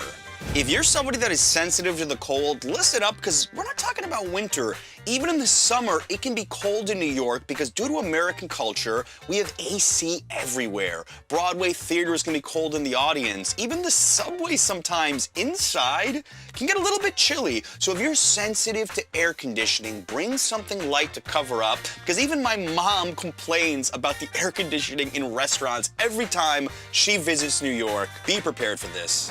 This isn't so much a hack, but a friendly reminder that there's a lot of negative publicity about New York lately with crime, because it gets clicks. This is still one of the safest big cities in the US. The best advice I have for you is if you see someone looking like they're acting unstable, remove yourself from the situation. Cross the street, move away on the subway, switch subway cars at the next stop. Always pay attention to your surroundings. You'll have a great trip, but you have to keep your wits about you here. The biggest thing to look out for is somebody acting unstable, either due to drugs or mental illness, and removing yourself from those situations. I gotta give a big shout out to Atlas Obscura. I love, love, love this website. If you wanna know where I find a lot of the hidden gems for my videos, their site and book is where I turn to. So if you get bored with the ordinary, look at their page. They've only got 755 quirky things to do in New York that you really won't find in many guidebooks. Heck, use them in any city you visit to have a little more fun. I've heard countless stories of how this strategy has unearthed hidden treasures. But pick one morning or one afternoon and just explore a neighborhood. The great thing about New York is every neighborhood could be its own city. Too many people cram their itineraries and leave nothing to chance. Let the city inspire you a little bit. Just roam around the city staring at buildings or walk into a cafe or a random shop you've never heard of. Thank me later. Today we're eating our way through Brooklyn's Chinatown, which may be New York's best kept food secret. From street eats to a dim sum feast, hope you brought your appetites. And we'll be joined by Ben and Ming from the Bing Buzz. For those who don't know about Brooklyn's Chinatown, this is in Sunset Park, and we could call it more under the radar. Yeah, definitely. And this started as back as the 80s. Believe it or not, this was a Norwegian neighborhood before the Chinese moved in. 8th Avenue, the number 8 is significant because it means prosperous. And as you can see, the Chinese population definitely found success on 8th Avenue. How is this different than the Manhattan and the Queens version? It's definitely a lot of local Chinese people that just come out to shop, buy stuff, eat. You don't get a lot of tourists that come compared to Chinatown and Flushing. Ming, we're starting at Bamboo Garden, and dim sum on a weekend is a must-do experience, right? It is. Chinese people love dim sum, and I'm so excited for dim sum today. All right, let's check the spot out. I have to admit, I have not done a dim sum like this, where you have the rolling carts. These are pretty tough to find in New York these days, right? It's getting rarer and rarer because labor is just so expensive. For anyone who's not familiar with this kind of experience, could you explain it? Iconic experience, and dim sum is when the old ladies like come and push the carts to you, and you get to see the dishes. I want that one, that one, that one, and then they stamp like the size of the dish you order. So small, medium, large, and special. And then the prices differ depending on what you order. You're really just ordering with your eyes. Full game of bingo. It's really fun. I hope it doesn't disappear, but it is getting rarer. So whenever someone pours tea for you, you do the double finger tap to say thank you. So that, yeah, so. All right, I'm learning a little today. The young person pours for the old person. We've got 4 grandmas trying to feed us at once. Overwhelmed, John? I'm not gonna lie, I feel a little intimidated right now. Don't feel intimidated, okay? Just have the cameras rolling, so there's a lot of attention on us right now. Now, normally on the dim sum experience, you pick and choose and you get a couple of plates here, a couple of plates there. When we go with our families, this is very normal. Okay. But the thing that's different is that they don't all come to you all at once. Lately, you have to like chase them down. It's like hard to get them now. What do we start with? I don't even know where to begin here. Definitely, we always start with the thing that's steaming. Shumai, the hagao, the paiguat. We'll start with the shumai, and this is pretty much just grab and go, enjoy everything at once, right? I like it a little spicy, don't mind me. Yeah, look at this sauce spread in front of us. It's like we're ready for battle today. There's shumai, there's shrimp, there's pork, and mushrooms wrapped around a little wonton. Correct me if I'm wrong, but in Chinese culture, especially on weekends, seafood's a big deal, right? Mm-hmm. You can go to spots in Chinatown that specialize in rice rolls and dumplings, but here you get to sample a little bit of everything. So if you could only come to one spot in the video, it might make the most sense just to come here for a big feast. Mm-hmm. But this is not all day, so make sure to come before 2 p.m. to be safe. This is the hot churn, which is shrimp rice roll. This is my favorite dish of all of dim sum. Very silky. Ben, did you live here at some point? Bensonhurst. So you live pretty close. Do you think this area has expanded a lot since you were a kid? Oh yeah. So the 8th Ave used to be just this area, and now it's like 3 neighborhoods. You have like parts of Sheepside Bay, parts of Bensonhurst. So like definitely expanded a lot. This is still like the mecca of the Chinese neighborhood of Brooklyn. So far we went after the shrimp, and it's all been delicious. But what do you think we should target next? More shrimp, just kidding. But there's a lot of shrimp and pork, 2 main ingredients in dim sum. Go for the ribs. Sure. Ribs. The ribs. Here we go. Ribs nice and tender. These are known to be very saucy and has a lot of black bean. Could a vegetarian enjoy this? There's vegetarians Dim though. sum, yeah. I think it's just more fun if you eat meat. Just the Stuffed jalapeno. stuffed jalapeno. It's not our usual at a dim sum, but it's Okay. nice to have. No, I get it with my family. Oh. Yeah, every family is like different. Like when I go with my mom, we always get the durian pastry. And these two, I don't think they like durian. All right, let's try this. Man, one bite. Mm-hmm. I was concerned how hot the jalapeno was gonna be, but not hot. Not too hot. Mm-hmm. They take the seeds out. What would dim sum be like known for in like a Chinese family? Is it a special occasion? Or is it every weekend? It's not every weekend, but there's some families that's definitely every weekend. Depends on timing and also like finances, I guess. Now, you two just spent a couple of weeks in Asia, and you said the last time you had dim sum was in Hong Kong. How would you compare that to New York? New York, dim sum is actually really authentic because a lot of people immigrate here. Hong Kong, I think just the space is tighter in general. Tables are smaller, a lot more people. They love dim sum there too. The food is just as good. This restaurant is gigantic by New York standards, 20 feet between tables. Yeah, if you stick around for a few more hours, it'll be probably like a whole wedding. Yeah? Yeah. They like to do weddings on weekdays. I mean, that is kind of like the dim sum vibe, because you come in casual, but you're basically eating in an elegant environment. Whole palace. Yeah. We are eating egg tarts later on in this video, Portuguese style. These are Hong Kong style. The Hong Kong style egg tart uses full egg, while the Portuguese egg tart is only egg yolk. This is more of a thicker, denser crust, while the Portuguese one is more of a puff pastry. I went to Hong Kong. This is legit the size too. It's so cute. You're definitely right. It tastes less like a dessert, maybe more like a breakfast. This is exactly what people like to eat for breakfast. This Hong Kong style tea, dynamic duo. Durian, crispy puff pastry inside. Oh, so much durian. I love it. Try to enjoy it, John. Every time people warn me about stuff, I'm like, oh no. All right, let's do it.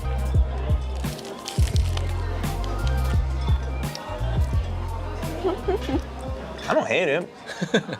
I don't love it. It's a monster of a fruit, man. Wait till you see what it actually looks like.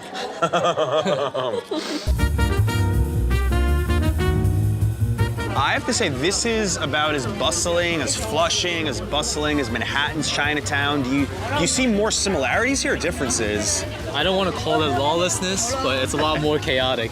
A lot more street vendors, a lot of Brooklyn attitude, I would say.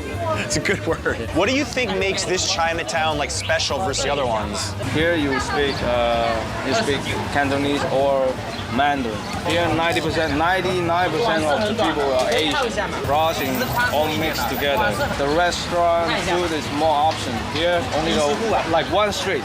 So I have another job, and today is Sunday. It's kind of busy. I'm out to help him.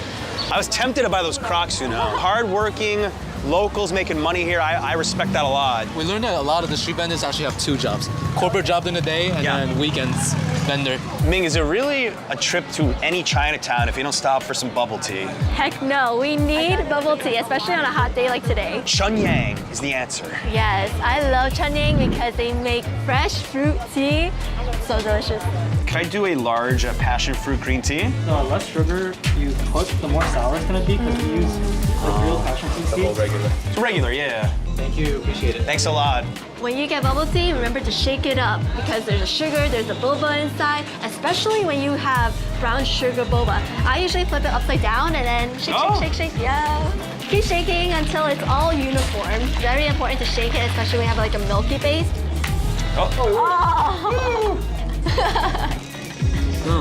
I feel like I say this to you guys every time we have boba, but this has gone so mainstream. You see this in like every neighborhood of New York, for great reasons, of course. Like every boba spot I ever walk by is always packed. And the prices just keep going higher and higher. But they're also good. Yeah. I'll keep paying for this. One of the most refreshing drinks you can get. Ming, I'm always excited when I see a line basically out the door to a bakery.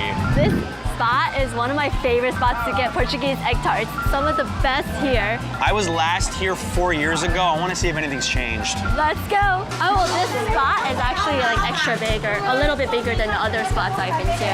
Yeah, you can see they know they're gonna sell out, or they're just prepared for us. The turnover rate is really high, so it's like super fresh, super steamy, so good. Packaging is a lot nicer than the other bakeries I've been to. I was gonna say, actually, looks like their steamed buns are almost sold out. So they just sold out, and we're gonna get a completely fresh batch in like 5 minutes. Exciting! It comes out really quick, 5 to 6 minutes. Bayside. This box is baked to perfection, fresh, hot. You could put your hands on here. It's like a hand warmer. I think I would pay $10.50 just for this box and packaging alone, right? Oh my gosh. This is so nice. No. Like, bring this to a party. If I'm paying $10.50, I better have the egg tarts. Look at the jiggle. Wait, are you shaking that? I'm shaking it. It's so jiggly. You know, I thought Ming was playing around, but they actually are jiggling. It's like Jell-O. You know what impresses me the most about this? That it's $1.75. I filmed here almost 4 years ago, and it was only $1.50. So we got a 25-cent increase in 4 years. If this spot was in Manhattan, no way it would be this cheap, and no way they wouldn't have a super, super long line. No way. All the Singfa bakery lovers will rejoice. If it goes to Manhattan, the lines will be crazy. It's like you're eating like a well-baked cake. Best way for me to describe it. It's so gooey, so tasty. So it's slightly crispy and buttery, and the inside is like dense, soft, creamy, silky, so delicious. We talked about the differences between the Portuguese and the Hong Kong style, and this just being egg yolk, I think I prefer that. It's super eggy, but you can see that it's not gonna fall apart on you because of this crust right here. Excellent point. Excellent. An excellent point. With like seriously how gooey this is and how it's not all falling out. Look, it was crazy. They had like 25, 30 in front of us. They were gone in 2 minutes. I was like, John, don't worry, they're not gonna sell out. And then we got there, we're like, wait. But then they're like, oh, only 5-minute wait. I'm like, oh, nice. Because they listen to their customers. They make a lot. 8th Ave feels a little more secluded compared to Flushing or Manhattan, Chinatown. So I think that's also a reason why the prices are lower too. You don't attract a lot of tourists, outsiders. It's really for the locals. This has popped up a lot on social, though. That's true. I wouldn't say it's completely unknown, but to your average person, it's definitely not in the conversation. Yeah, sooner or later. I feel like over here, and also you have Alberts and Queens. It's like eventually every place will be discovered. Just a matter of time. Normally when you think of pastries, you think you can just down them in a bite or two. This thing's massive and it's heavy, too. Yeah. I could probably down 2 of those egg tarts from the dim sum spot. Yeah. This I can. I love egg tarts, so I can down 2 of these, no problem. Sinfa is worth the trip to 8th Ave alone. Just get a box of those egg tarts, take them home. Your significant other will thank you for it. If you want to be the coolest person to a party, bring a box of egg tarts from Singfa. Ben, you once told me that the best dumpling spots have very simple names, and I think they qualify. Great taste, you're 100% right. You got Super Taste in Chinatown, you got Taste Good in Elmhurst, they're all dumpling spots. Yes. And this qualifies. Hi, 你好，一份那个八个饺子，3块钱。 Thank you. These were ready to go. Like you could see that they sell so many of these that he just had the box. 8 dumplings for $3. One of the best deals in the city. He's scared right now. Jalapeno scared me. That didn't scare me. I mean, I think after you've had so many fried dumplings, they start to look the same, but this looks a little bigger than normal. It might be great tasting. It might be great tasting. All right, we've got the sriracha, we've got the soy sauce. Let's see how these bad boys taste. Ooh, spicy. Oh, definitely has more of a kick than normal, but decent amount of pork inside, actually. Yeah. More than average, I would say. I think the sauce definitely helped. Generous amount of pork and chives. Very doughy. You will get filled up with just the dough alone. Value proposition is excellent. Is it the best dumpling of your life? I don't know. Does the job for me. If I could feed myself for under $5, it's a win. Yeah. The thing with dumplings and these kind of spots is that you could customize the amount of soy sauce you put in, the spice level. So it's like you can have fun with it. A little vinegary. Dumplings should always be in the 30-something cents. If they go to 40 cents, I'll be a little sad, but I'll be full from this, for sure. Ming, I think it's important for people to know that in any Chinatown of the city, it's not just about Chinese food. You have a lot of great culinary stuff from all over the world. Yes, just like this Vietnamese spot that we're going to next, Ba Xuan. They sell mung bean cakes here too. Number 1. Thank you. In this banh mi, we got a number 1.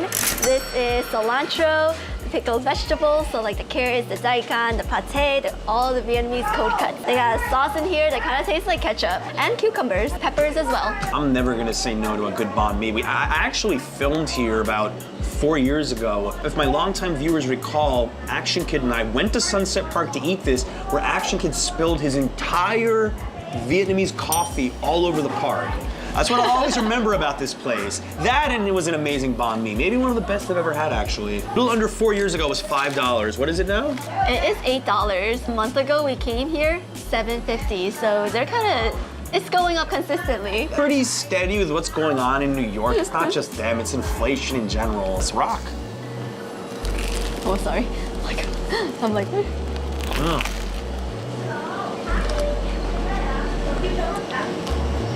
That is one balanced bite, I'm telling you. All the layers and textures just work so well together with this sandwich. Starting from the top, starting from the French baguette. I don't know exactly, but it's like a special mayo type of sauce. Even though the price has gone up, quality has stayed the same. One of the best in Brooklyn.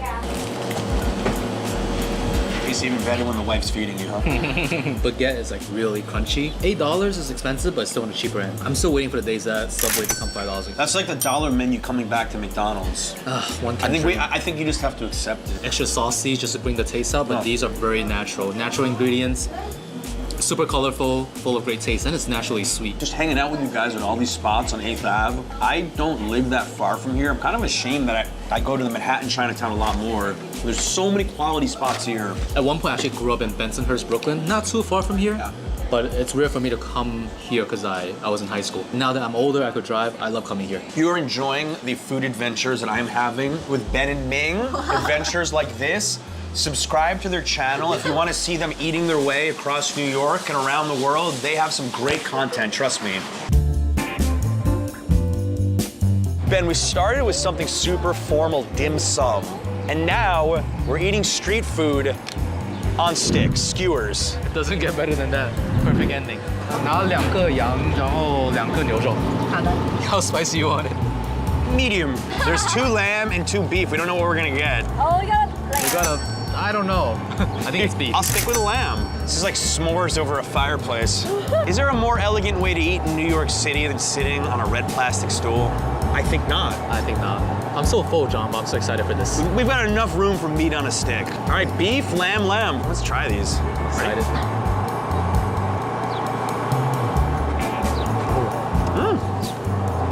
Cumin gives us a real nice kick. The spices in Chinese skewer carts, it's unlike any others. I've only done this with you one other time in Flushing on a video. And there we were standing on top of a parking garage. Oh, yeah. And this is even more fun. There's so much to all of New York's Chinatowns, and you could spend years exploring and not even scratch the surface. It's crazy. So true. Come out to Elmhurst with us next time. They'll whip out a whole table, too. Yeah? Yeah. We have a night of skewers and beer. That sounds perfect. Sign me up for that. There's great Chinese street food out there. Yeah. I think the stereotype is like it's like a noodle shop, dumpling shop, a restaurant, dim sum, but no, you can't sleep on street food either. Right. The lamb is really lean, and the beef is extra fatty. If you like that fatty street food taste, go for the beef. We were not planning on covering 369 barbecue. This is a little hidden gem. And right now we're early. Give it another 30 minutes, this street will be filled with street carts. It's gonna be a little 8th Ave night market of its own. We were full, but I think I could easily do 2 or 3 more of these. Yeah. Easily, you know? I'm like, yum. Did you get mild? Medium. Oh. Look at you, surprised you handled it. Hanging out with these guys for so long. My spice tolerance has gone up a lot. Lamb is good. Making these food videos, I'm telling you. Yeah. A lot. They asked us how hot we wanted it. Would you say this is actually one of the most affordable meat skewer carts you've seen? I would think so. I think $2 is the going rate right now for 2024. So these are 25 cents cheaper. 2020 rates. 2020 rates. If you think about the value of this, $1.75 for a skewer, this is pure protein. Protein's usually expensive. Yeah. And honestly, 8th Ave is a great place for food. Like one avenue has it all. Make it real easy. Just take the R train right there, 8th Ave station. Start your adventure. On the other side of this door lies one of New York's best secret bars. Today we'll be uncovering some of the city's top hidden restaurants and speakeasies because the Big Apple's most exciting spots are often hiding in plain sight. We're gonna start with a little bodega under the Brooklyn Bridge that sells more than just groceries. So you bring me here without context, I'll be like, okay, what are we doing here? Actually have some cool items here too. Tin seafood. So here it is. This is how it turns from bodega into little speakeasy. I didn't expect to see this room, honestly. It's like totally different vibe. Yeah, it's very Victorian. It's like you want to have a secret tea party back here. Now I want a tea with alcohol. I like it. A lot of their drinks just have one name, like guava, miso, peppercorn. I might do a piña. I'm gonna get the chill espresso. As a mom, I need that. The chilled espresso has 1 ounce of pure espresso in it. We have reposado tequila. We have a coffee liqueur and a little bit of sugar. For the piña, we of course have pineapple juice, some orgeat, lemon juice, and some white rum. And we top this off with some overproof rum. Cheers. Cheers. So good. This is the coffee I need in the morning. Really? Yes. I have a toddler. I do. Imagine you make coffee in the morning Yeah. and you're desperate and you grab the tequila and you pour it. But made by professionals, of course. I've been to speakeasy bars where I think the gimmick is just that it's a speakeasy, but this could actually stand by itself as a cocktail bar, and I would not complain about spending $18 or $19 on a drink that's this well made. This is so good too. The rum, quality of this rum right away I can tell is very good. It just feels like I'm on a beach somewhere. Like the bartender Kiki did a fantastic job making this. You're at the beach and I'm at a tea party. I really think this bar is the perfect middle ground. Like, you don't have to be super dressed up for this, but if you want to dress up, you'll feel right at home, and it's an Instagrammer's dream. One of the most iconic things of New York are bodegas and delis, and to have this little hidden gem in the back, that's clever, and I don't even know if it's ever been done before. I have had this bar on my radar for a very long time. It has little touches here and there. Like, I love the art on the wall. As an artist, I really, really appreciate it a lot. I think speakeasy bars are such a distinctly New York City phenomenon, and that a lot of other cities caught on to what New York was doing. Because Prohibition in the United States, the 1920s, like these bars were actually a thing. And I don't think they get enough credit. I think I need to go to more of them. What do you think? Fun fact, our second date, he took me to speakeasy bars. I never heard of them before in Mexico. So he really impressed me with that date. Take notes, you want to impress your significant other, your first date, take them to a speakeasy bar.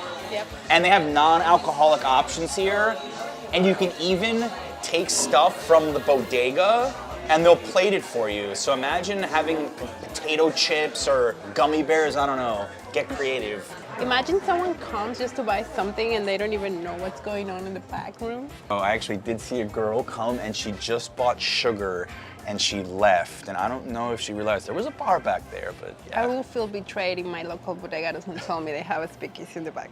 Imagine. In the world of hidden eats, there is a legend of a pizza spot tucked away inside of a subway station, but does it actually exist? We're about to find out. Definitely one of the most unique locations I've ever seen for a restaurant, inside the New York City subway. I opened up Nothing Really Matters, and while I was doing business next door, I saw the opportunity to not only open up a cocktail bar, but a coffee shop across the way, and then this is my third endeavor down here in the subway. It's a tiny space, we're 1,000 square feet. We don't have any gas. We came up with these beautiful electric ovens for pizza, made in Italy, Mariforni ovens. A week or 2 weeks ago, we didn't exist. So all of a sudden, they head jerk, and they're like, what the hell is this? Yeah. You know, really excited about the surprise. And because not only that, we can deliver. And I hate to say it, a lot of places can't deliver. So. Pun intended. This is the hell pie. It's the pepperoni. Ooh, it looks good. So this is the hell pie, which has the sauce, hot sopressata, pepperoni, hot coppa, scamorza, pecorino, and Calabrian chili. I think this is one of their best sellers. That has got to be some of the best pepperoni I've ever had in New York City. This is pepperoni you get at a nice Neapolitan joint, not at some slice shop. I wish you could smell this. It smells so good. So the mean streets, we have the sauce, peppers and onions, scamorza cheese, cacioavella cheese, and fennel sausage. A lot of flavors going on with the mean streets. The peppers and onions combining with a little spicy sausage, 2 different Italian cheeses. It's one of the best pizzas I ever tried. Like, it's so delicious. And the quality of the ingredients, like, you really taste it. And they're not just known for their pizza here, their appetizers are fantastic as well. We've got some beets. We have the toast that has fresh sardines, try pickled vegetables. Oh my God. I'm gonna keep everything from it. Adrian, the owner, is saying how they prep the dough 3 days in advance. And these are the types of things you want to hear from a New York City pizza owner. That kind of level of prep and attention to detail. And I can hear the subway in the distance. This place is kind of a vibe, I'm not gonna lie. You forget where you are, right? Oh yeah, definitely. I forgot for a second. If the one train was in 20 seconds, you could catch it. We are that close to the turnstiles right now. Definitely one of the more unique places I've ever been to in New York, and you better visit before they're super packed.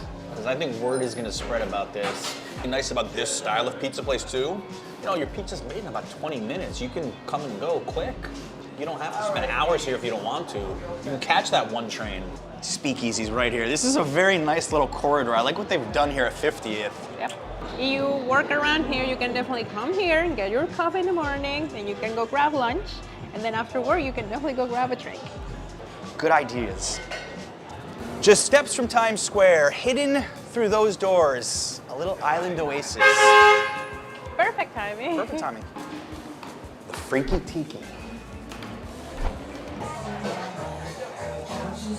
So Adriana and I have actually been here before. This is one of our favorite bars in Midtown, and it's so unique because yes, you have the tiki theme and they have amazing cocktails, drinks, and food. So what really sets Freaky Tiki apart, starting at 8 o'clock Tuesday through Thursday and 9 o'clock Friday and Saturday, is their live request piano show. So you're just steps from Broadway, and you can request Broadway songs, you can request songs from like any era, because New York has so many talented piano players and singers here that whenever we come, we just request whatever we want, give them a little tip, and everybody sings along. You can Venmo whoever the performer is, you can even write down your request right here, anything, and if they know it, they'll play it. I love my glass. I wish I could take it home. And I got the Don Ho, which is rum, curacao, lime mint, and almond. Cheers.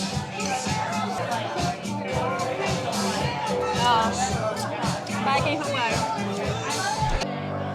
Let's toast to friendship. Here's to good friends who know us well and like us anyways. Cheers. Promise.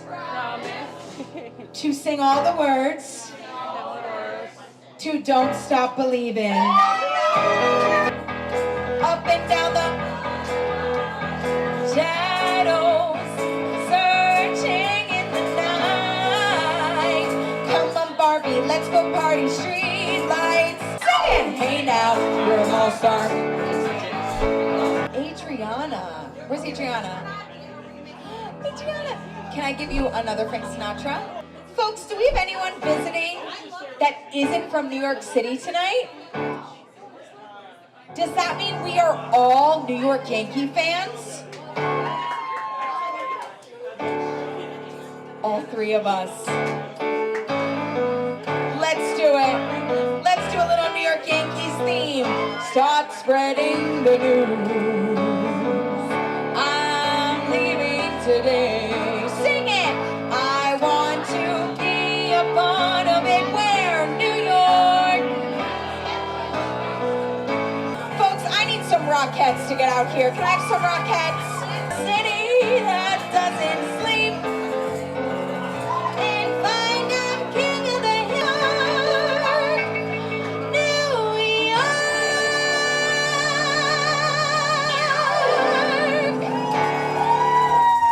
I think this spot, I really like it to come with friends and sing with your friends. I think if you're with a group of people, you feel more encouraged to sing.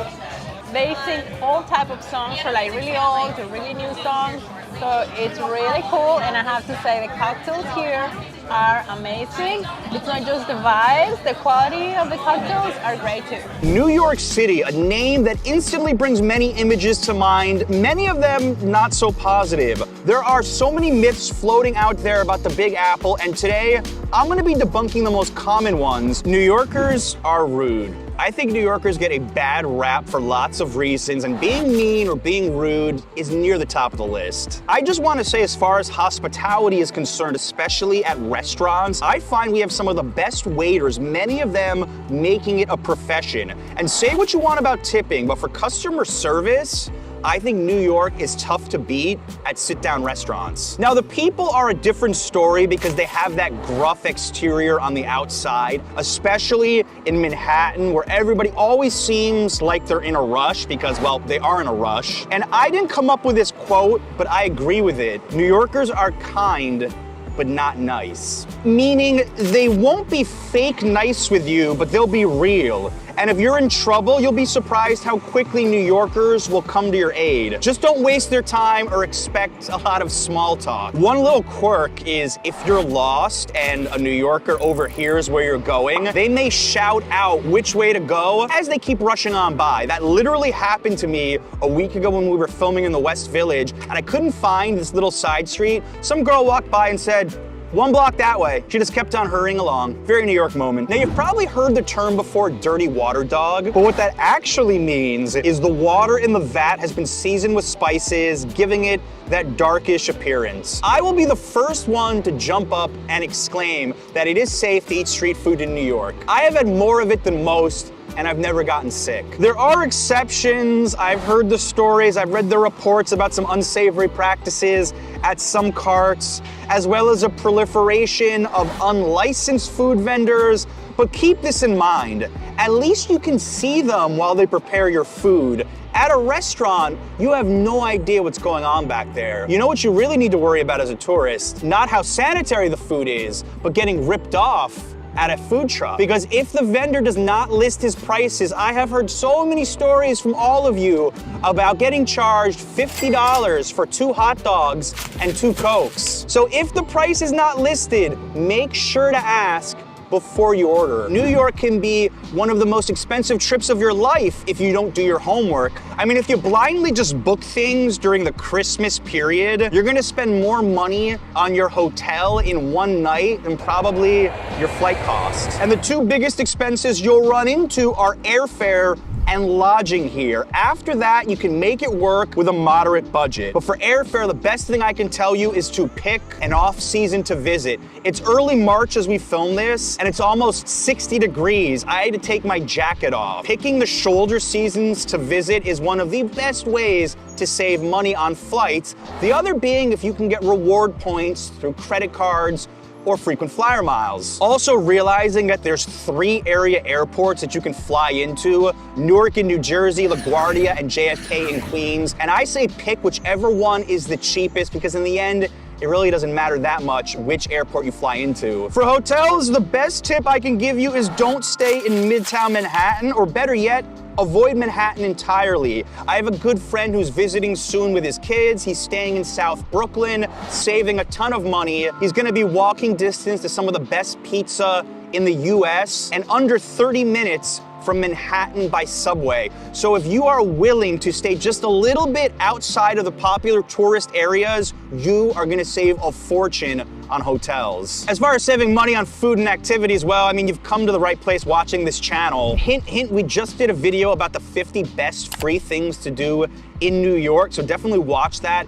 if you want to save some money. And as far as food is concerned, we have covered so many budget, cheap eats, street food on the channel. Just look around. There's a lot of ways to save money eating out in New York. Now, going to sit-down restaurants, that is going to cost you. So what I would say is budget that in, but don't be afraid to grab some quick bites and cheap eats. This city is full of it. And while I'm not the biggest fan of them, if you absolutely must check off all the attractions of New York, getting one of the attraction passes will save you money. New York is just Manhattan. This myth really needs to die. And I'm not just talking figuratively. There are people that believe New York City only consists of Manhattan. When I moved out of Manhattan to Brooklyn almost 4 years ago, I can't tell you how many comments I got saying they were so sad I was leaving New York. And while people living in the tri-state area call Manhattan the city, it's just a figurative reference. New York City is actually 5 boroughs, and this came to pass in 1898 when New York County, which then included the Bronx, Kings County, Richmond County, and a part of Queens County were consolidated under a new city charter. Now, Manhattan does get most of the worldwide attention, which I understand. It is the icon. It's what you see in all the movies and TV shows. But you are just as much a New Yorker if you live in Forest Hills, Queens, or the South Bronx, or even Staten Island, as somebody who lives in Hell's Kitchen. And you may even hear the term outer boroughs, which refers to the 4 boroughs outside of Manhattan, but they are all still New York City. Getting internet access is a hassle if you're a foreign visitor. When you visit New York, having data on your phone is going to make your trip so much easier, from ordering an Uber to takeout, from just finding directions off of Google Maps. You definitely need access to data. But data roaming from your home country is expensive, and spending the time at the airport to buy some rip-off package just isn't worth it. Which brings us to our partner for today's video, Olafly. Get unlimited data with an Olafly eSIM in New York. An eSIM is a virtual SIM which lets you add a data plan to your device just by scanning a QR code. The eSIM is actually located inside of your cell, so you don't have to insert a physical SIM card anymore. And the great thing is you get instant delivery to your email. It's so easy to set up. Just head to the Olafly website and type in New York City. It's about as hassle-free as you get. You keep your number and your SIM card. Bye-bye roaming charges. They've got 24/7 technical support available via email, online chat, and WhatsApp in more than 7 languages. And a special offer for my viewers, use promo code JOHNBARR for 5% off of your purchase. See the link down in the description. Olafly, definitely a game changer if you're visiting from overseas. Central Park is New York's only green space. Now, I could understand how you'd come to that conclusion if you just stayed in a small bubble in Midtown. Heck, we're standing on a green space right now, the Elevated Acre, my favorite secret park in New York. And not only is Central Park not the only green space we have, but it barely cracks the top 5 in New York for size.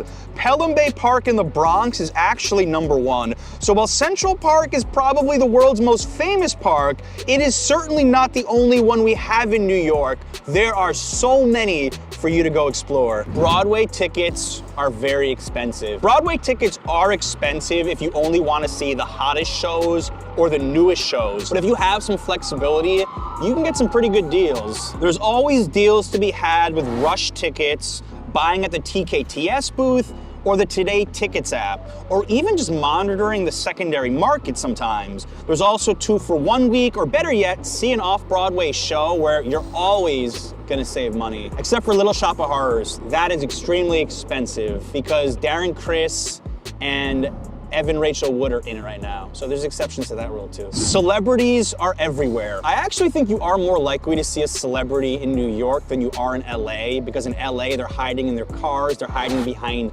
large fences in front of their mansions. In New York, you'll see celebrities riding the subway. That being said, don't expect it unless you're stalking movie sites or going to a movie premiere. Heck, in my 13 years living in New York and all the years across the water in Jersey commuting in, I've seen celebrities twice.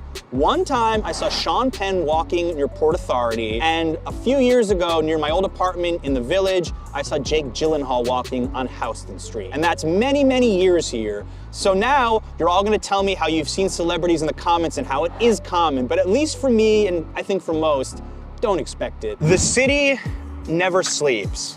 Compared to most US cities, New York is the city that never sleeps. Well, it's the city that goes to bed later at least. Although I will say since COVID-19, a lot of that has changed. Many famous spots like Katz's Deli, Veselka, even many McDonald's do not stay open 24 hours anymore. So is New York really the city that never sleeps still? I would say no, but a lot of things are open late, and delis and bodegas, well, those are always gonna be 24/7. All New Yorkers are liberals. I like to stay away from politics on the channel, and this is the one time I'm gonna get into it without giving any of my personal views. New York does have an extremely liberal reputation worldwide, rightfully so. But just as an example, Lee Zeldin, a conservative Republican, won 30% of New York City's vote in his unsuccessful bid to win the New York State governorship less than 2 years ago, which was the highest amount for a Republican in 20 years. Almost 40% of Queens and 66% of Staten Island voted for Zeldin.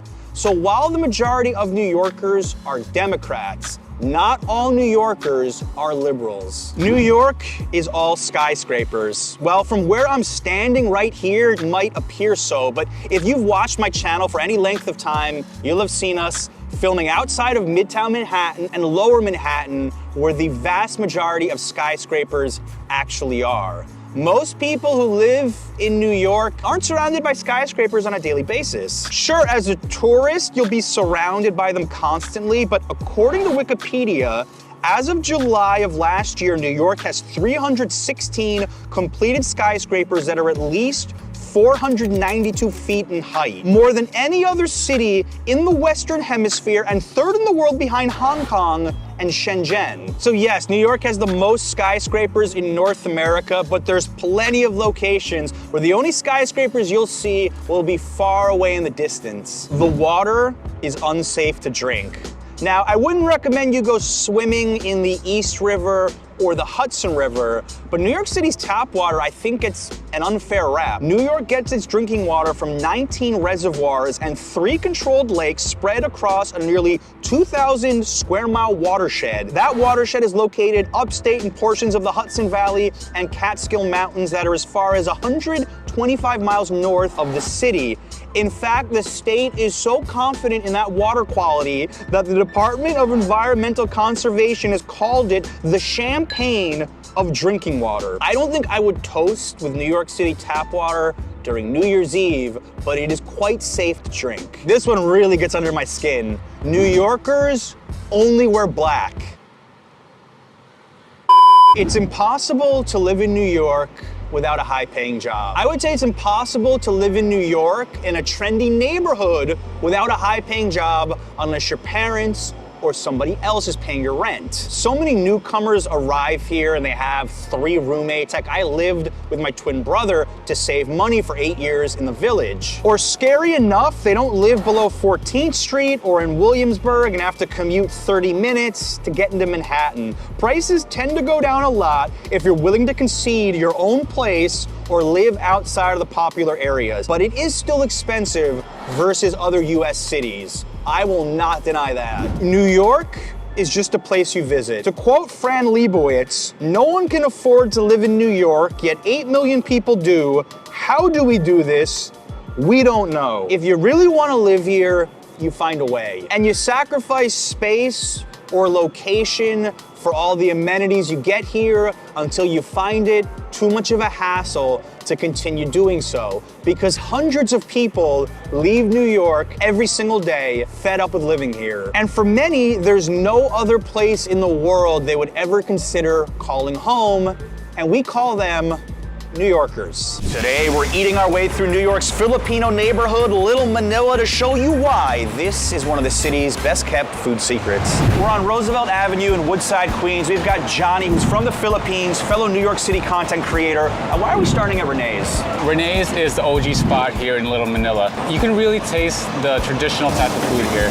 It's kind of like grandma's or mom's cooking, so this is the best place to go to. I feel like I'm right at home. If you go to any Filipino household, usually there's like spoons or forks on the wall. I'm not really sure why that's in, but yeah. in my household in the Philippines, they were like this long. We've been here for like 31 years. The job that I used to work to closed the company, and so with my husband. So we decided to cook like the empanada and the siopaw. We started that product and sell it to Filipino store. Became famous. So I asked my husband to let's try and open a little restaurant. I'm the second one. The second restaurant here. But you're the oldest running restaurant right now. Right now, yes. What do you think a restaurant like this means to the local Filipino community? Well, it makes them feel like home. You know, it gives them like a reminder of like how the Philippines is. Just like being around family. Before we were just 2 Filipino restaurant. Now, probably 10 of restaurants.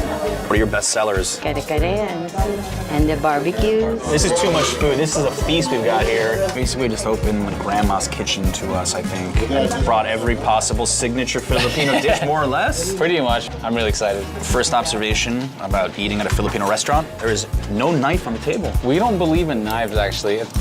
It's really funny. When I met my wife, she saw me cutting with a spoon. She was like, do you need a knife? I was like, for what? Let's start with the lumpia. It's deep-fried pork egg rolls. This is one of the few things on this table I have had. Oh, let's rock. I did that in one bite. That was impressive. That's how you know I'm excited. And the food's good. And we dip it in like a sweet and sour sauce type of thing. The last time I had this was Thanksgiving 2 years ago, and Ben, the longtime cameraman and one of the co-hosts on the channel who passed away this summer of lymphoma, he brought this to Thanksgiving, and it's bringing back memories, and we filmed with him a couple years ago in Little Manila, so I'm definitely dedicating this video to his memory because I know he'd be having a ball with us right now, trust me.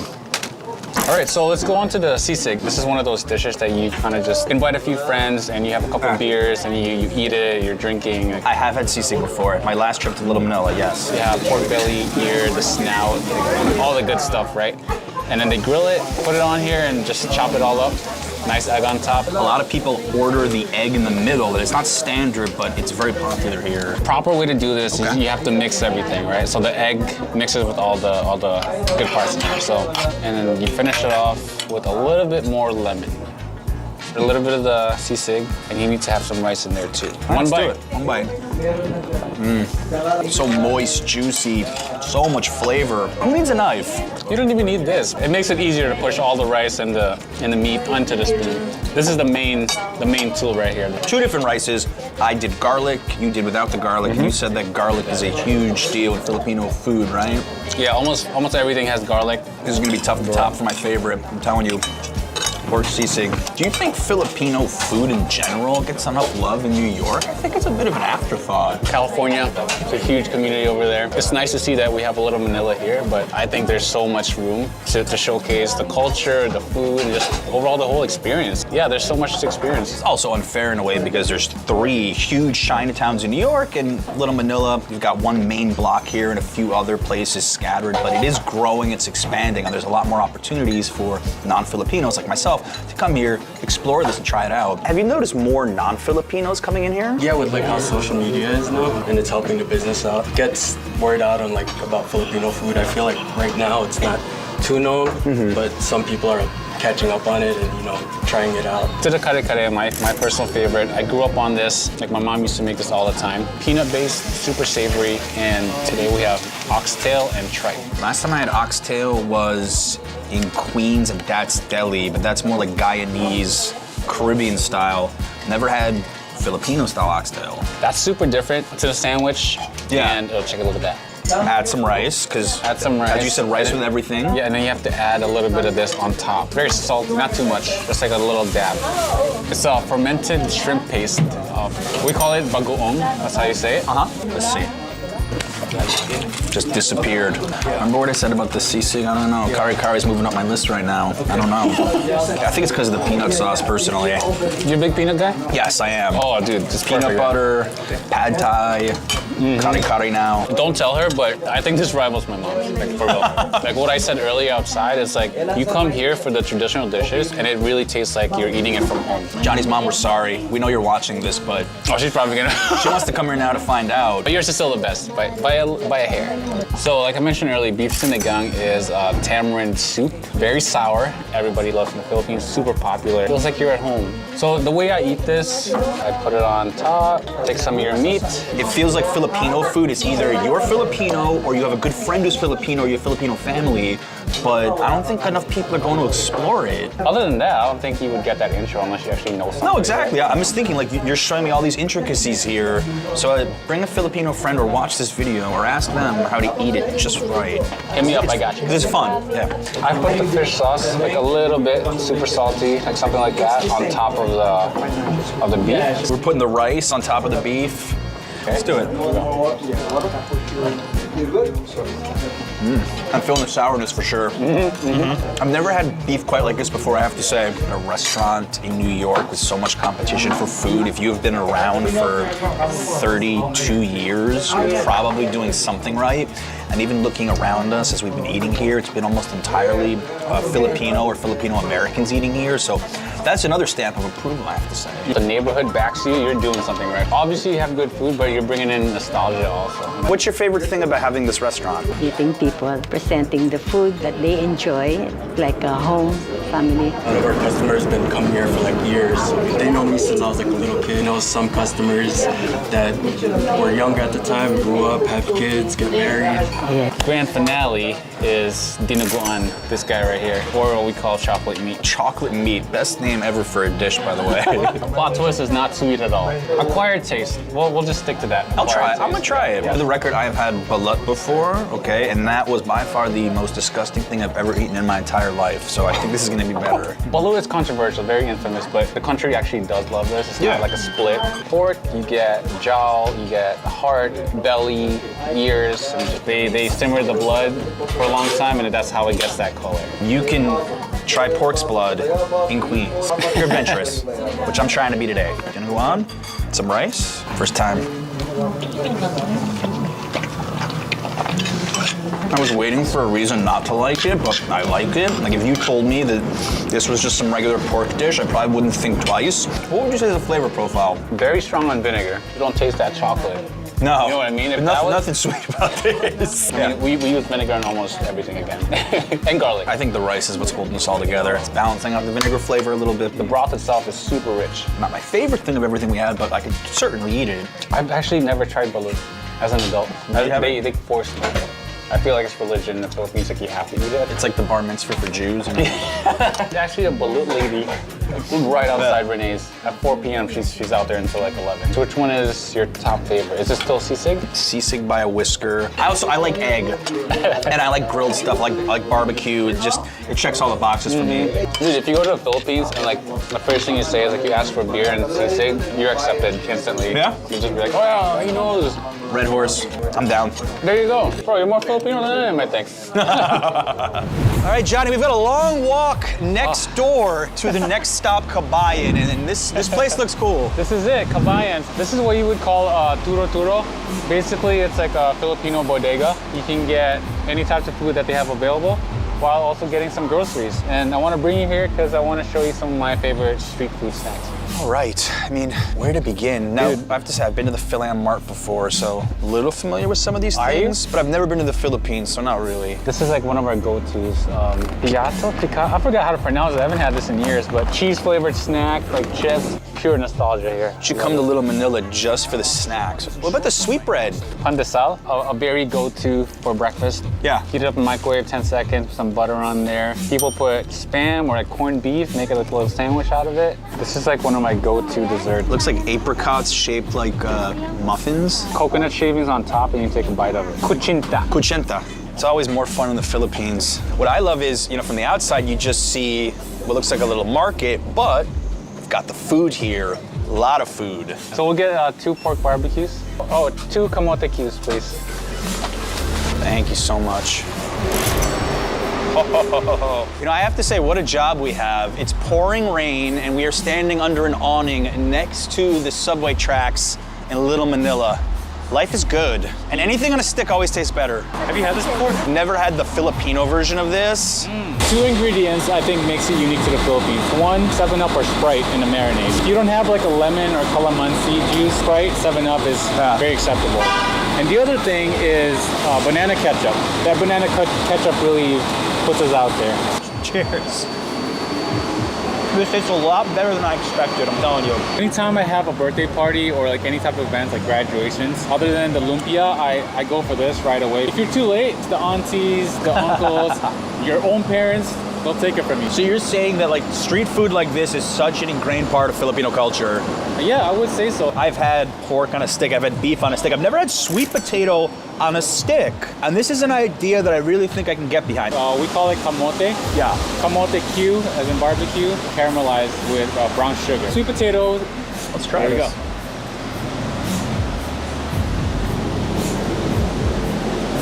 I'm just totally imagining a barbecue in the Philippines right now, and I'm just like eating all this. If you're a vegetarian, go for this. You have options, just to let you know. I think I like the sweet potato as much as I like the pork. Is that crazy? Because this reminds me of candied yams. It really does. That's the perfect example for that. We annihilated the sweet potato on a stick.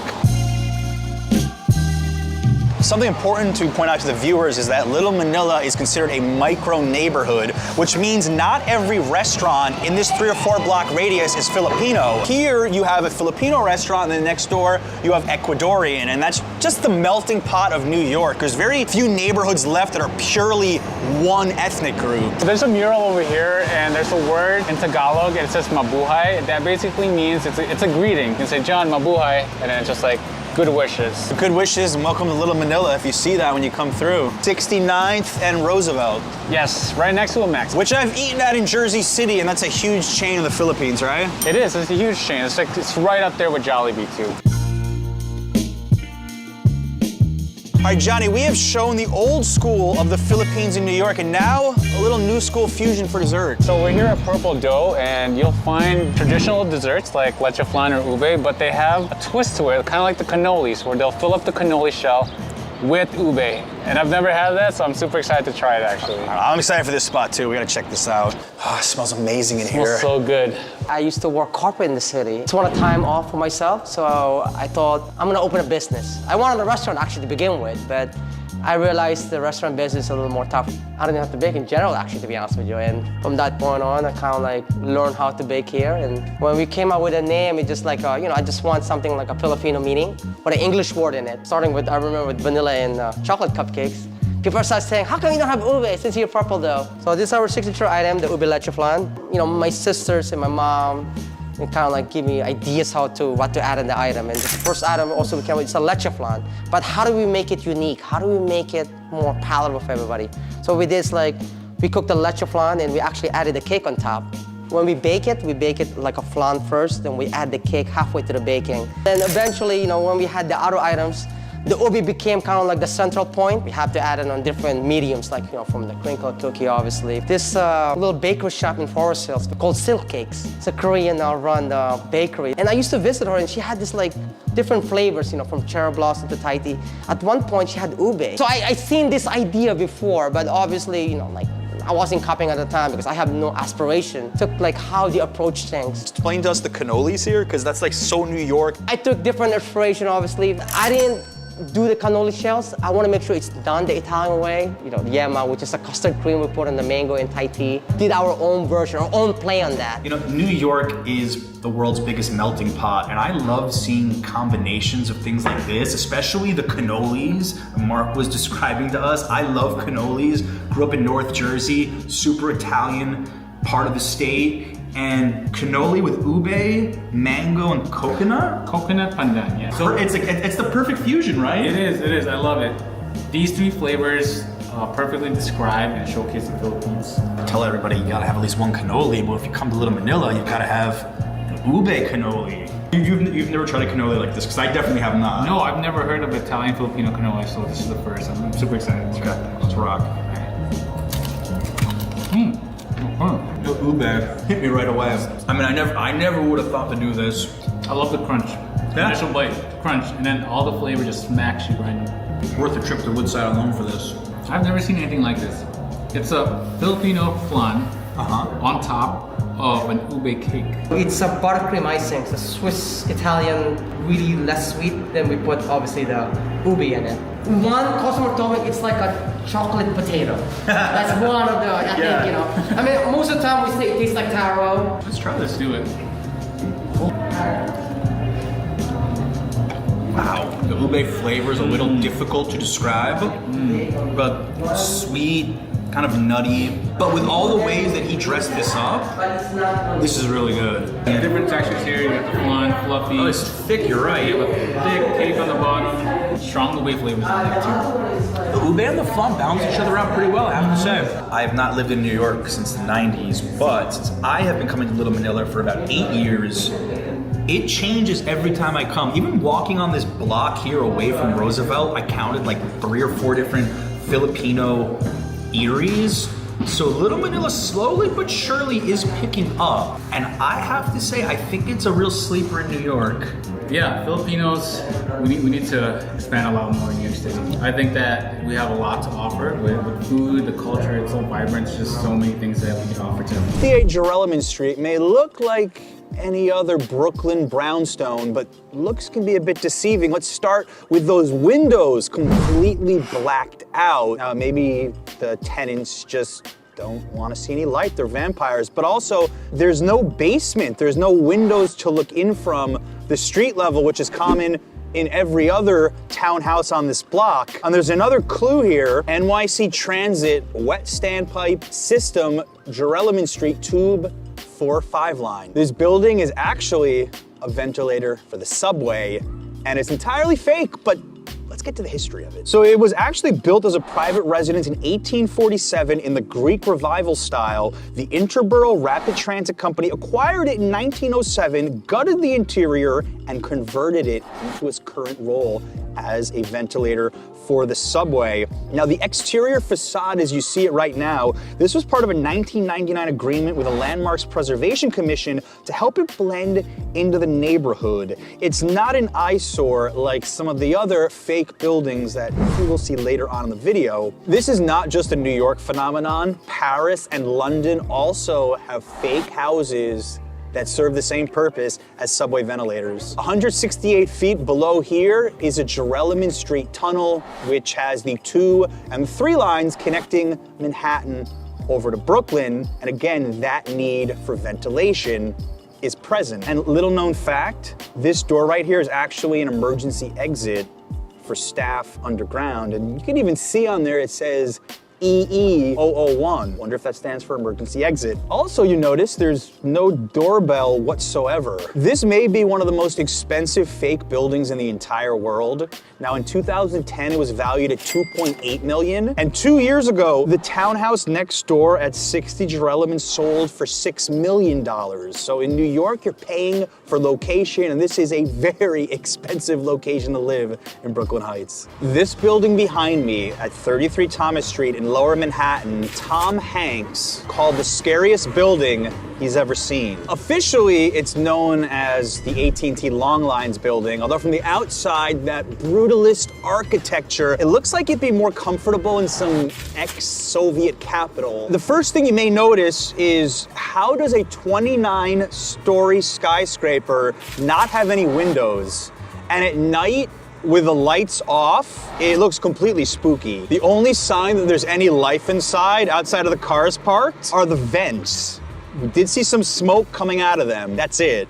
You can't look inside. This was designed by John Carl Warnke in 1974 as a skyscraper to be inhibited by machines and designed to house Long Line's telephone equipment to protect its operating personnel in the event of an atomic attack. So this is red Swedish granite, which is heat resistant. And as I mentioned, it was built without a single vulnerable window. Warnke's original plan stated that it would provide food, water, and recreation for 1,500 people. It would also store 250,000 gallons of fuel to power generators, which would enable it to become a self-contained city for 2 weeks in the event of an emergency power failure.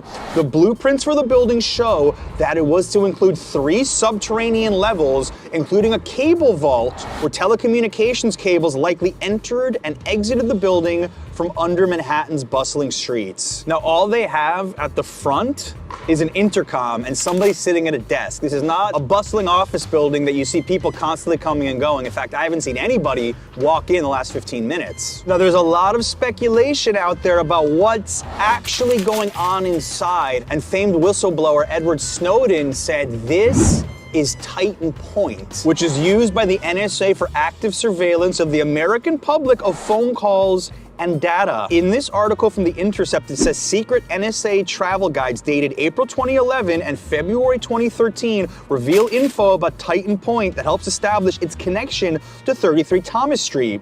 The guide, written to assist NSA employees visiting various facilities, discloses that Titan Point is in New York City, and the guide states that a partner called Lithium, which is NSA's code name for AT&T, supervises visits to the site. And the fact that 33 Thomas Street is located almost next door to the FBI's New York field office, about a block away at Federal Plaza, that's interesting. What actually goes on inside of here is a bit of a mystery, as even some of the technicians who have been inside admit to not having full access to every single floor. If only these walls could talk. But there is one giant similarity between 33 Thomas and the other fake buildings in this video. The vents. Subway vents or vents for something else? All in play. I've definitely walked by this a lot of times when I used to live near here and I never even paid attention to it. This facade at Mulberry Square in Greenwich Village, it just looks like an incomplete building. Maybe they're using a little bit of reverse psychology with this fake building because if you wanted to blend into the background of New York, showing a half-finished looking building, people might think it's just under construction. If it wasn't sitting like this for the last 9 years, what's actually going on here, underneath you have emergency exhaust fans for the 7th and 8th Avenue subway lines that run directly underneath it. And the Landmark Preservation Commission actually approved this. I mean, if you look at it, it's quite the eyesore. You have some brick, you have some areas that don't have brick. It looks like a concrete bunker. And interestingly enough, the Greenwich Village Society for Historic Preservation tried to improve the facility's design of this. They wanted it to look pretty, to fit into Greenwich Village, but to no avail. This is what it looks like, and this is what it's going to continue to look like as a fan for the subway beneath. Immediately after 9/11 happened, this fence here was the site for a touching tribute called Tiles for America, and you can see that the tiles for over 20 years are still here. And there's messages from people all over the world feeling for New York City. So I say do come to visit this. This is one of the most somber memorials in New York. You know, in the days after the attacks, people were putting photos of their missing loved ones here, and eventually the ceramic tiles began to replace it, first from local artists, and then from all over the world. There's a whole section of fake buildings in the city that were or are currently being used as subway substations. Now, substations were part of the power supply network and built before the modern power grid was developed. The original 8 IRT substations all had Beaux-Arts faces, so they'd blend into the landscape, and of the original 8, only 1 is still in service. Now, these went up during the nationwide City Beautiful movement, which came with a message that cities should aspire to aesthetic value for their residents. If you were walking by 108 East 19th Street, you probably wouldn't really flinch. I mean, yeah, there's some graffiti here. You see 2 garage doors, and the only clue that something might be a little bit different is if you look at the sign. No parking, New York City Transit. This was built in between 1902 and 1904, and it was designed by John Van Vleck and Paul C. Hunter in Italian Renaissance Revival style with the Beaux-Arts detailing that we mentioned. It was one of those 8 original electrical substations of New York's first subway line, which converted AC current from the power plant into DC for use on the subway. And it's just a relic sitting here. But if you look up at the windows, you'll notice how beautiful they are. Look at the tiled designs. And then also look at the windows, how dusty they are, and how they look like they haven't been cleaned in ages. There's a lot of beautiful things hidden in plain sight in New York, and this building here is a prime example. We're cheating just a little bit with this one because if you actually looked up and read, it says City of New York, Greenwich Substation, and this is really beautiful.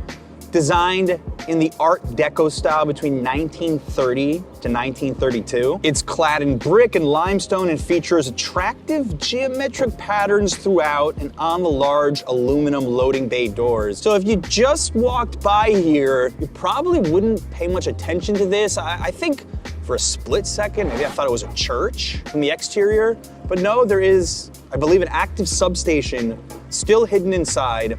And just an example of what they were trying to do with the beautification of New York. It just looks like a giant door to nowhere. That's hard, that's solid. And this is the access door here. Again, this is the commonality between all of the fake buildings is access door for employees. And these substations, a perfect example that has stood the test of time here. We've gone from fake buildings in reality, but what about cinema portraying New York? You may have heard of 177A Bleecker Street, the Sanctum Sanctorum, where Doctor Strange lives. Any fans of Marvel? Well, this is as close as we get 177 Bleecker. It's stuck between a tattoo and a smoke shop. And, well, it's not exactly what it looks like from the movie. The truth is, Roy Thomas, a writer-editor for Marvel, showed a telegram being delivered to Dr. Stephen Strange, MD, at 177A Bleecker Street in the 1969 comic Doctor Strange 182.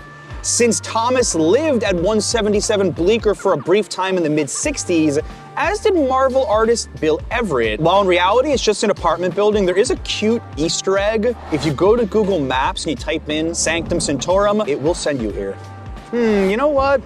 I think I'm gonna take a shortcut home through this inconspicuous alley right here. We've talked so much about buildings on this video, but I just had to throw in Cortlandt Alley because if you watch New York on TV and in movies, you may think this is a city just full of alleys like this. Boston is a city of alleys. Philly, Chicago, even Vancouver, but New York? Not really. Manhattan has maybe 5 of these alleys left. Now, we need to backtrack for a second because the Commissioner's Plan of 1811, regarded as the single most important document in New York City's development, was a major effort to optimize and maximize the city's real estate. Now, the plan created 155 streets and 12 avenues intersecting at right angles, leaving out alleys by design. Filming is not allowed in most of New York's alleys, which leaves Cortlandt Alley as that standby for all the location scouts who want to portray New York as a city that's full of them. I mean, it is interesting to walk by. It's got kind of a grimy vibe when in reality this is an extremely wealthy area. You know, if I was a tourist and you just dropped me here without any context whatsoever, I would think I stepped into some 1980s crime film. A list of some movies and TV shows which have been filmed here: Men in Black, Teenage Mutant Ninja Turtles, Out of the Shadows, that's no shock to me. Highlander, Gotham, Kate and Leopold, Boardwalk Empire, 9.5 Weeks. Law and Order, like every episode, there's a dead body painted somewhere on the ground. I've filmed here before and seen police chalk here. NYPD Blue, and I don't know how or why, but the Smurfs, that one's a little random. Also, Casey Neistat has filmed a lot of his vlogs here as well. In reality, instead of being a seedy alleyway, you've got art galleries and restaurants here. And I have to say, some of the most beautiful fire escapes I've ever seen in New York. I understand why they film here, they've got good taste. Today, we're eating and drinking our way through Harlem, a neighborhood equally known for its culture and cuisine. We'll be guided by a local who knows all the hidden gems. We'll show you why Harlem is a can't-miss destination.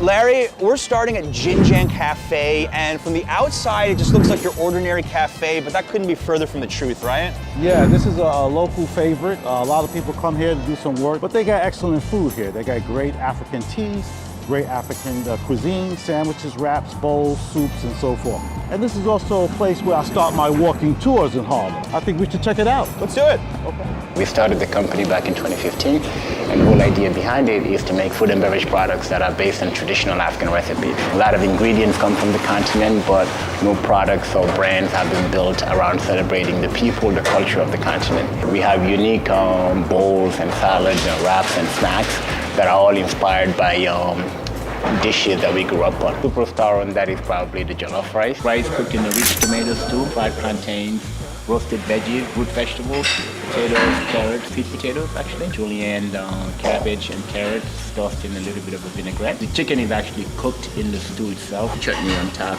What do you think? This is a meal right here, man. It's supposed to be a snack for us to start. I like the spices, how they combine in here. I like how the chicken, you said, is also cooked right in the stew as well. It's so juicy and moist. I've not had enough West African food in my life. I need to change that. I don't know, Larry, should we just cancel the rest of the video and eat here?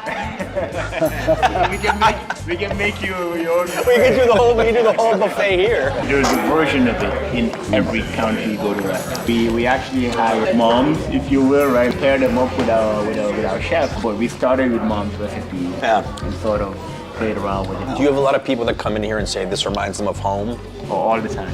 It's like the best compliment you can pay. So I'm going to recommend my guests to get this. I always tell them to get the drink, but now I'm going to tell them to get the meal. Cassava fries. Cassava, we boil, deep fry them, and we garnish it with cilantro, parsley, some fresh onions, salt and pepper, and some lemon juice, and toss it all up. Oh, it's not your ordinary fry. No, it's good stuff. Let me try it with the ketchup. Definitely never had fries like this before. Yeah? No, never.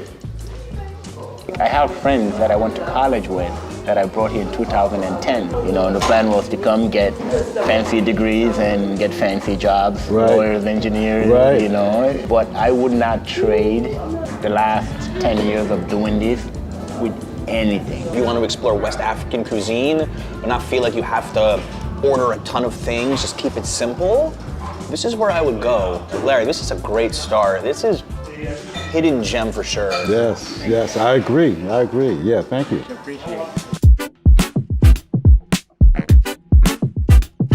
This is like stepping back in time, you're right. In the 1990s, this train station fell into disrepair. Then in 1999, they renovated the train station to make it look like its glorious past back in 1997. They did a good job.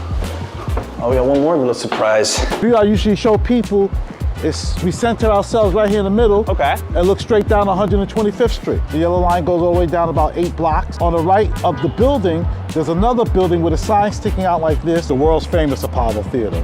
This is the picture that people think about when they think about Harlem. Metro North, 125th. It's the best free view is this one. We've agreed this is the best free view of Harlem. Yes. So you could tell if somebody's from Harlem by what street name they choose to use. So 125th Street is Martin Luther King Boulevard. But if you come to Harlem and say, I'm looking for so-and-so at Martin Luther King Boulevard, people know right away you're not from Harlem, right? Because we still say 125th. And if you're really cool, you won't say 125th, you'll say 25th. There's a lot of famous soul food in Harlem. Yes. We're at Jacob Restaurant. This is a buffet. I've never heard of this. Why is this your locals pick? I like Jacob's because this is where the local people go to eat soul food. Every time I come here, it's an open buffet, you pay by the pound. Usually my plate comes out to $8 and less. That's pretty cheap. That's pretty cheap, and the food is delicious, as you will see. And I usually walk around this way. There's like a whole buffet strategy. Yes, it is a strategy, right? You got the lasagna, you got the rice and beans, you got this. Sweet candied yams, oh yeah. Yeah. Now we're talking. You think it's a good choice? Yeah, it looks nice. Look at the color on that. Looks good. Yeah. And I can hear the crunch. This is the lone healthy thing we're getting. A single sliced avocado. Yes. It's like having a Diet Coke with this. So when the restaurant's full and it's 40 degrees outside, we sit outside. Oh, that smell hit me right away. Start with the cold potato salad. Oh yeah, this is soul food, it's comfort food. Yeah. And this is making me feel really good right now. I'm actually curious about this fried chicken here. Oh, I hear the crunchiness. Crispy. I like it. How important is soul food to the culture of Harlem? Soul food is everything because during the Great Migration, when millions of people from the South came to the North, migrated to the North, most of the households, they make soul food, especially when they have a family gathering. The first question is, who made the potato salad, right? Right now, anybody can just come in anybody's kitchen and make something. You gotta know what you're doing. That's why people love Jacob's. You're eating food that reminds you of family gatherings. I wanna know who made these candied yams. They're fantastic. Wow, yeah. In the summertime, this outdoor area is pretty packed. Yeah. You see the diversity of Harlem. Has this street changed a lot in the last, 10, 20 years? You used to have more mom and pop shops, but now you have a little bigger brands. You can't talk about Harlem without talking about Langston Hughes. He wrote about Lenox Avenue. Yeah. Lenox Avenue is like one of the most famous avenues in Harlem. I don't know what I'm enjoying more about this, the fried chicken or the mac and cheese. It's on another level here. Oh my goodness. You picked a winner there. That barbecue sauce is kicking. I think this is actually a really cool spot for a casual lunch or dinner. You don't have the time to go to one of the famous sit-down joints. Come over here. I could see myself spending way too much money here. I think if I came on an empty stomach, it'd be bad. It'd be 2 to 3 pounds of food. Eat with your eyes. I eat with my eyes. If it was all you can eat, oof, I'd be here all day. It wouldn't be pretty. Larry, I think that Harlem gets certain negative stereotypes about it as far as being dangerous. Yes. Can you set the record straight with that for a tourist who may want to visit here? It was a little rough growing up in Harlem in the 60s and 70s. But now Harlem has changed. Harlem has gentrified a lot, and from the 1990s to current times, all the places in Harlem to me are the same. They're not dangerous at all. Harlem reminds me of any other block or neighborhood in New York City. It's more safe than it ever was when I was growing up. So to me, there's a big difference. People come to Harlem with preconceived ideas, but after they finish my tour, they see that Harlem is nothing like they expected it to be. And then they can form their own opinion, their own ideas. I mean, I think it is important to come form your own opinions, to come up there yourself. Eat at the restaurants, meet some of the people. Yes, the local people. You told me about this spot last night. Yeah. You just discovered this cafe. We're sticking to this hidden gems in Harlem theme. Why Art Box? As I was doing my tour, she gave me a card and she said, I'm new, won't you come check me out? I had some free time yesterday. Pleasantly surprised. She makes a great banana pudding. Someone mentioned it as they walked out. They said, enjoy the banana pudding. Yeah. I think that's what we're gonna do. Good afternoon. We opened September 16th. 2022. Growing up in Harlem, I remember seeing a lot of small mom and pop shops. I worked as a letter carrier in Harlem. And I remember delivering mail to some of these small businesses and always wishing and hoping that I could one day own a small business in my community. Art Box Cafe is a small Black woman-owned coffee cafe in Harlem that also serves as an event studio. This was once the studio of Mr. Alexander Gumby, first African-American male that came out as a gay Black male, and he used this as a scrapbooking museum for all of his work. And that is where the name derived from, Art Box, spelled O-U-R for hour, and I added the T, the pronunciation became Art Box. What would you say you're most well known for? Our famous banana pudding and also our carrot cake, which you'll be tasting today. You will get all of my ingredients, and I have to make it fresh every day. But when we sell out, we sell out. Can't make banana pudding without vanilla wafers and some Chiquita bananas. This is a family recipe, and that's why I had to make the pudding before you guys got here so that it can settle. So you guys saved the best for last. So right now we're cutting up a Chiquita banana to go on top of our vanilla wafers, and then we'll be adding another layer of pudding and another layer of wafers on the top. And this recipe is a vegan banana pudding, which is very important, especially with people that have specific dietary needs. Are you guys ready to take a taste? Oh, yes. You told me that banana pudding is very connected to soul food as well, right? Yes, because the banana itself is a fruit from Africa. And the other interesting thing, this is vegan. I don't know if I've ever featured a vegan dessert on the channel in 7 years, so we're gonna go with this. Let's try it. Now it's like, I can't believe it's not butter. I can't believe that this is vegan. I can't believe it. This is so good. It brings back memories. Yeah, I used to eat these cookies. We used to like sneak them in the middle of the night. But my grandmother made banana pudding. That was a treat. And that's what soul food is all about, right? It's connecting your emotions to the memories. I love these vanilla wafers on top, just nice and crunchy. And the banana pudding super, super creamy. Look, another layer. This would be good to share with somebody, and you can get plenty of coffee as well. You know, I've had like 10 spoonfuls, but it seems like I'm not making progress here. I'm kind of with you there. This is the never-ending bottomless banana pudding. A bottomless banana pudding. Yes. That's a good idea for dessert. I like that. You just keep eating. Oh, this is too much. Oh, Thank you. I was thinking about it since yesterday. I could include this. It's off the beaten path. We're gonna take a big nap after today, but we're trying the carrot cake and paired with a coffee. And you're not gonna believe why I have to leave an acupuncture appointment. Acupuncture? But you were gonna say you have a physical and they're gonna do like a blood pressure check. No, for the acupuncture. Oh yeah, oh even better. See, I put the to-go plate backwards because we never take anything to go because we always finish everything. But I finally admitted defeat here. I don't even know what to-go means. A few minutes before you came in, we had some people from the community that came in, the homeless community. They know that they can come here sometimes. You know, I feel that they should be included as well. It's about helping one another and seeing where people need help at the areas and inviting them and including them so that they know that they're not excluded in whatever we have going on.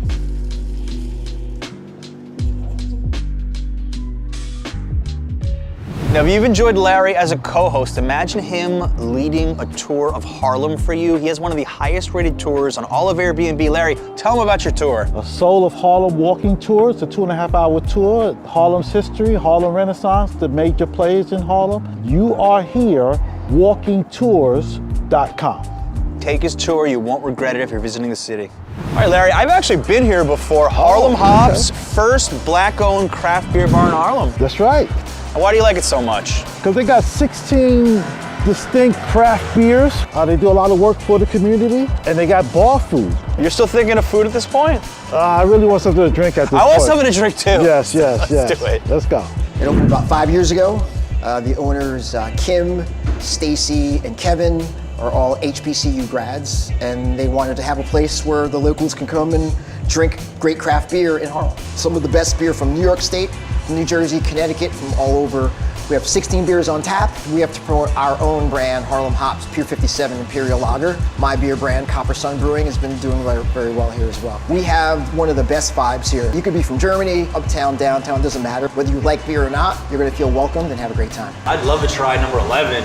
We rinse the glass so the beer pours very nicely when it hits that side end. I'm gonna try to do this pour as perfectly as possible. This is the Pier 57. So it was thought that the oldest brewery in the world was based in Germany, up until they found the oldest functioning brewery ruins in Egypt. Africa is the birthplace of everything, most importantly beer. Beer was not invented, it was discovered. Remember that. Cheers. Cheers. Thanks, guys.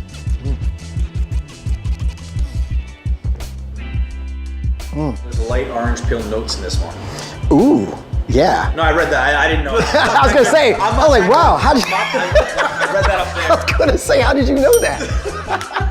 Of all the videos I have shot in a really long time, I cannot say I have felt this much hospitality from the owners. Wow. Do you think that's something that's unique to Harlem? You think about the Harlem Renaissance, you think about Southern hospitality. You know, people have preconceived concepts of Harlem, but once they come to Harlem personally, they see that Harlem is a pretty friendly place. Great food. Great food, great drinks. Harlem got everything that you could ever want. This is definitely a neighborhood that I think too many tourists sleep on for the wrong reasons. Most people think of New York for the hustle and bustle of big city life, but nestled in the heart of the East River, there lies a hidden gem. Today, we'll show you around Roosevelt Island, possibly the city's best kept secret.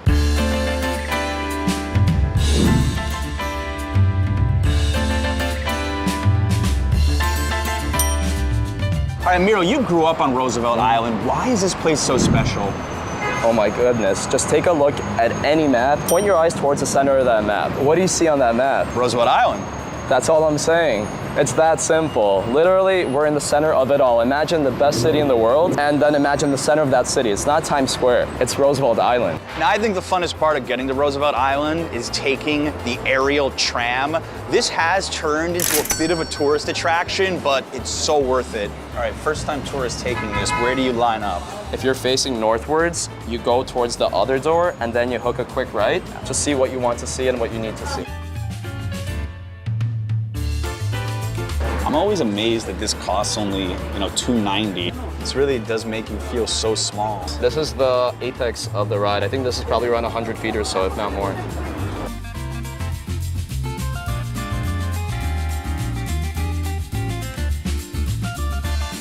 All right, team, well, welcome to Roosevelt Island. This is your first step in the new world. Miro, for those who don't know, is Roosevelt Island part of Manhattan, part of Queens, its own universe? What are we talking about here? I like that it's own universe, but technically it's part of Manhattan. It's physically connected to Queens via the Welfare Island Bridge, or you can say the Roosevelt Island Bridge, but this is its own microcosm. Break down the geography for us. I mean, this is a really small island, right? I'd say the lengthwise from north to south is just under 2 miles due to the extensions on both ends. Widthwise, let's say around 1/8 of a mile, I'd say. How many people live here? So that's under question right now. I'd imagine it's around 13 to 14,000. Let's say under 15,000. There's buildings in Manhattan that feel like they have more people than this.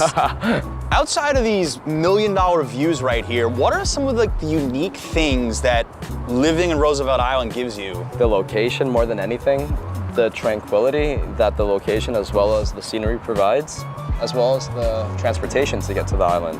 And ultimately the security here. You're living on an island, so. And you have your own security force? We do, yeah. We have the beautiful PSD department, the public safety department, and they do a phenomenal job. So there's not much crime here?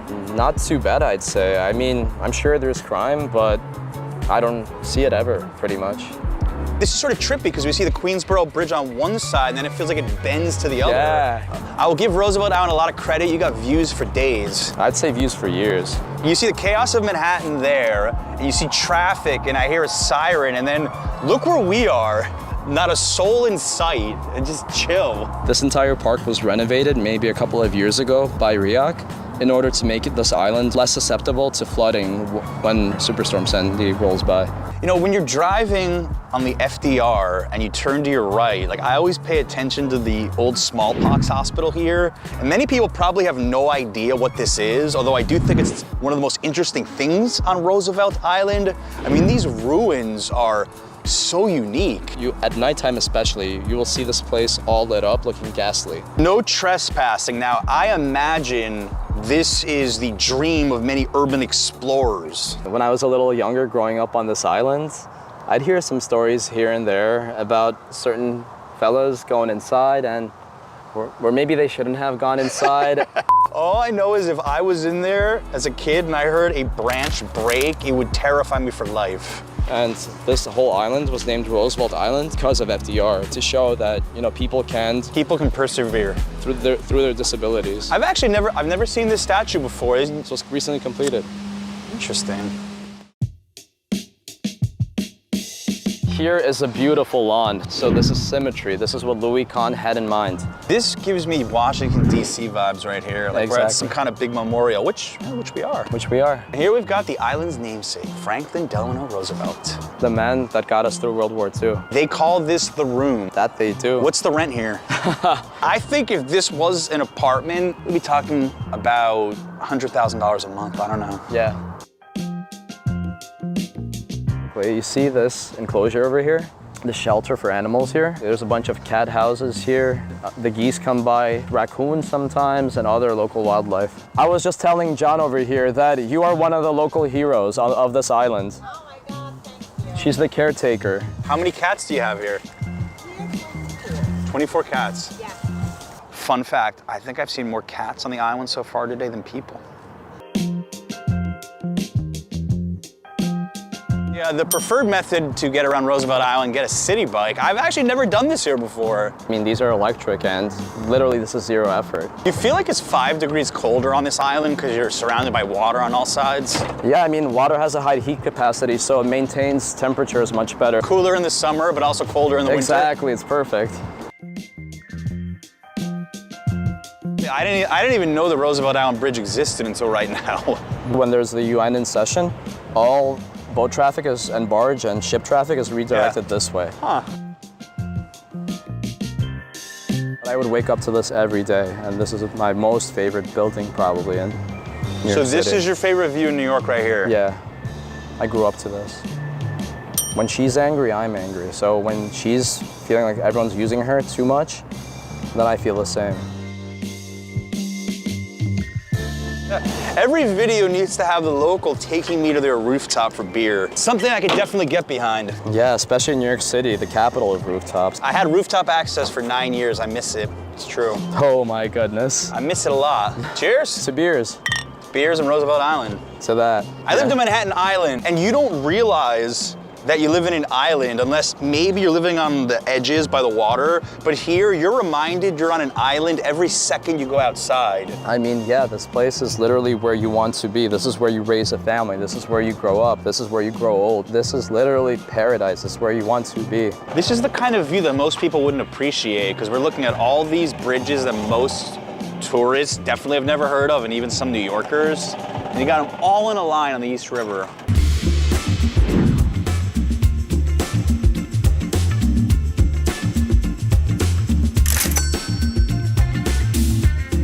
All right, so we have our picnic to go, and we're walking right now on Main Street, which probably only locals know about here, right? Not tourists? Yeah, tourists generally don't make it up here for some reason. Yeah, basically this is the Main Street retail corridor. Okay. This is where all the locals go to eat, to socialize, for anything really. So you got pizza, you got ramen, you got Mediterranean. Normally I say that neighborhoods feel like a city within the city. Yeah. I'm gonna say that this feels like a town within the city. Right. We only have 13,000 people living here. Yeah. All right, so here's the $1 million question. If you get Uber Eats, does it come from Manhattan Island or from Queens? Imagine like this poor guy on his electric scooter or motorcycle. Is he gonna take the tram? Is he gonna go over the Queensboro? Poor guy will take the Queensboro and then take the Welfare Island and then get lost. So this is the $1 million view where you have your lunch. My shawarma wrap. Yeah, my shawarma bowl. This is probably the nicest place I've ever eaten a chicken shawarma in my entire life. Nicest view. I wasn't expecting this to actually be one of the best shawarmas I've had in New York City. It's like so random. Are you serious? And you've never even been there before. Yo, it's that good? Oh, I look forward to this bowl now. I think crossing from that island to this island, my blood pressure's gone down. Really? There's just definitely something more relaxing in the air here. Yeah, I'd like to think so. You ever feel isolated here? In the best way possible. So you appreciate the isolation? Heck yeah. That's why I go upstate like every weekend, man. You can't be living. You don't you eat. Oh, excuse my language. Of course, yo. Everyone needs a breath of fresh air. I think this is one of the most fascinating buildings on the island called the Octagon. Now, this was built in 1834 as the New York City Mental Health Hospital, also known as a New York City lunatic asylum. Ironically enough, this has turned into luxury apartments where some may say you're a little crazy for paying $3,500 a month for a studio, but you be the judge of that. Mira, who lives here now? Fair bit of UN-related people, perhaps delegates or staff of delegates. How nice are the apartments? As nice as it gets. Gets you a pool, a gym, and everything, and a bus that runs express all the way to the train station. I mean, a free bus at that. Something that we can't look at is Blackwell's Penitentiary, which was built on Roosevelt Island in 1832. So this is a big prison, which was what came before Rikers Island. We look at who lived on Roosevelt Island in the 19th century. You've got prisoners, you've got smallpox patients, you've got people in a lunatic asylum. Jeez. It was like New York's version of Australia, I don't know. It's got a dark history. I've never thought of it this way, but yeah, I guess it has. I mean, thankfully times have changed, and those people, they had some issues, but maybe we should have understood them a bit better, or they could have received better care. I mean, and speaking of uncovering bad conditions, Nellie Bly famously went undercover in her world-famous book, 10 Days in a Madhouse, based off this Octagon right here. Every time I've come to Roosevelt Island, I've always made it a point to go to the northern tip to see this lighthouse. Why do you think people should come here? This is one of the goals, man. You go to the south, you go to the north, you know? Designed by Renwick as well. Same guy that did the smallpox hospital, as you call it. I call it the Renwick Ruins over there, but they renovated this thing and now it's looking presentable. And it's like, I consider it the beacon of hope, you know, like, around the island at least. I mean, I see a door. Do they ever open it up to the public? Never, I don't know why. That'd be amazing to get, I would love to get up there. Me too.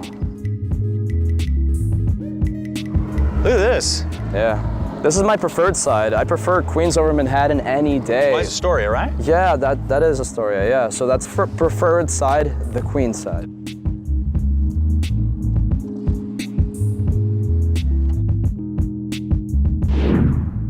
Miro, the best $20 cocktails that money can buy. Ooh, I hope so. So this is the Panorama Room, part of the Graduate Hotel.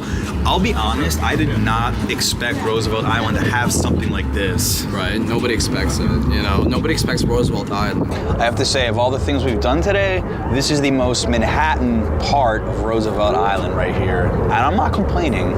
Yeah. This is probably the one place that would get a lot of people from Manhattan Island over here just for this view, because it is unique. I'm not used to seeing the skyline from this angle here. You're not gonna see the city in the city. You're gonna see it from outside the city. So whether it's Jersey, Queens, Brooklyn, whatever it may be, Staten Island, Bronx, man, it looks better from the outside than it is in the inside.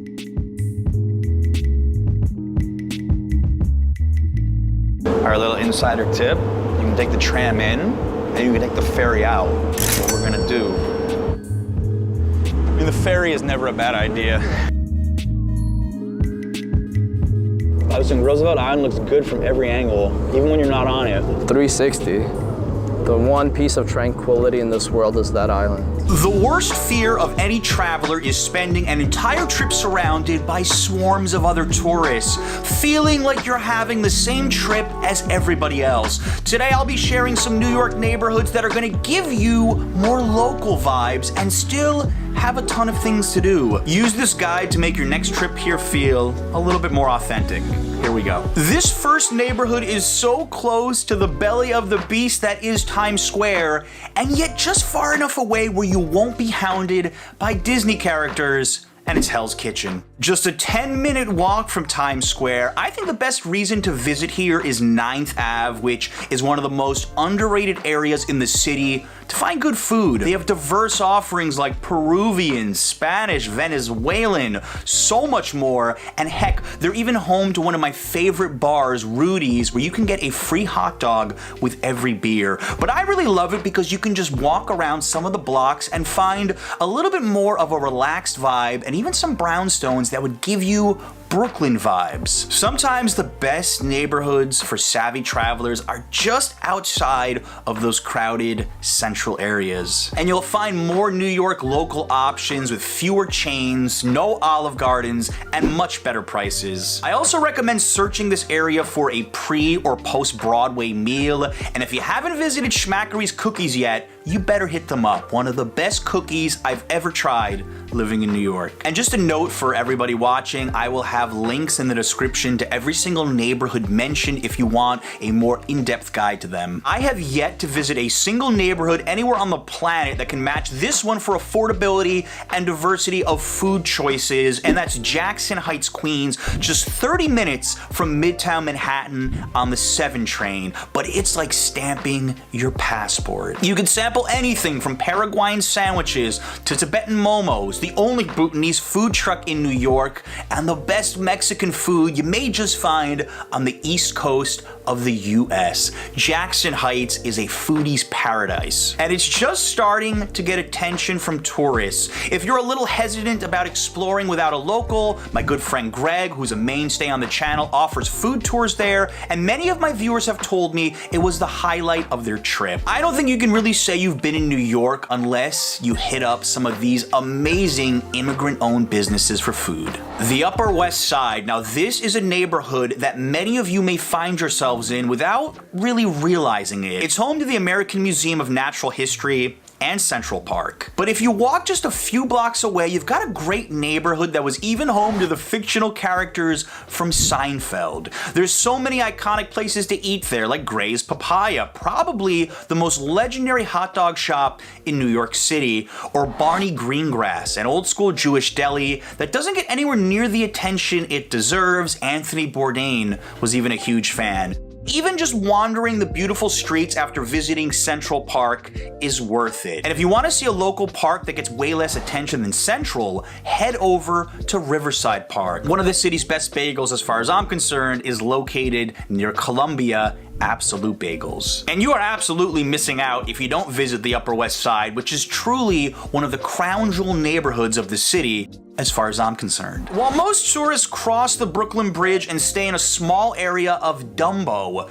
I encourage you to walk up the hill 10 minutes to Brooklyn Heights. For one, you've got million-dollar views of Manhattan from the Brooklyn Bridge Promenade, which I think is one of Brooklyn's best-kept secret viewpoints. Seriously, I could just sit there for hours. Speaking of million-dollar views, you've got multi-million-dollar brownstones galore, and I call this the most beautiful neighborhood in all of New York City. And while it's not really known as a foodie destination, there's enough interesting spots like Della Rocco's for you to spend some time there. If you want a little taste of brownstone Brooklyn, Brooklyn Heights is by far the best spot for a tourist to check out.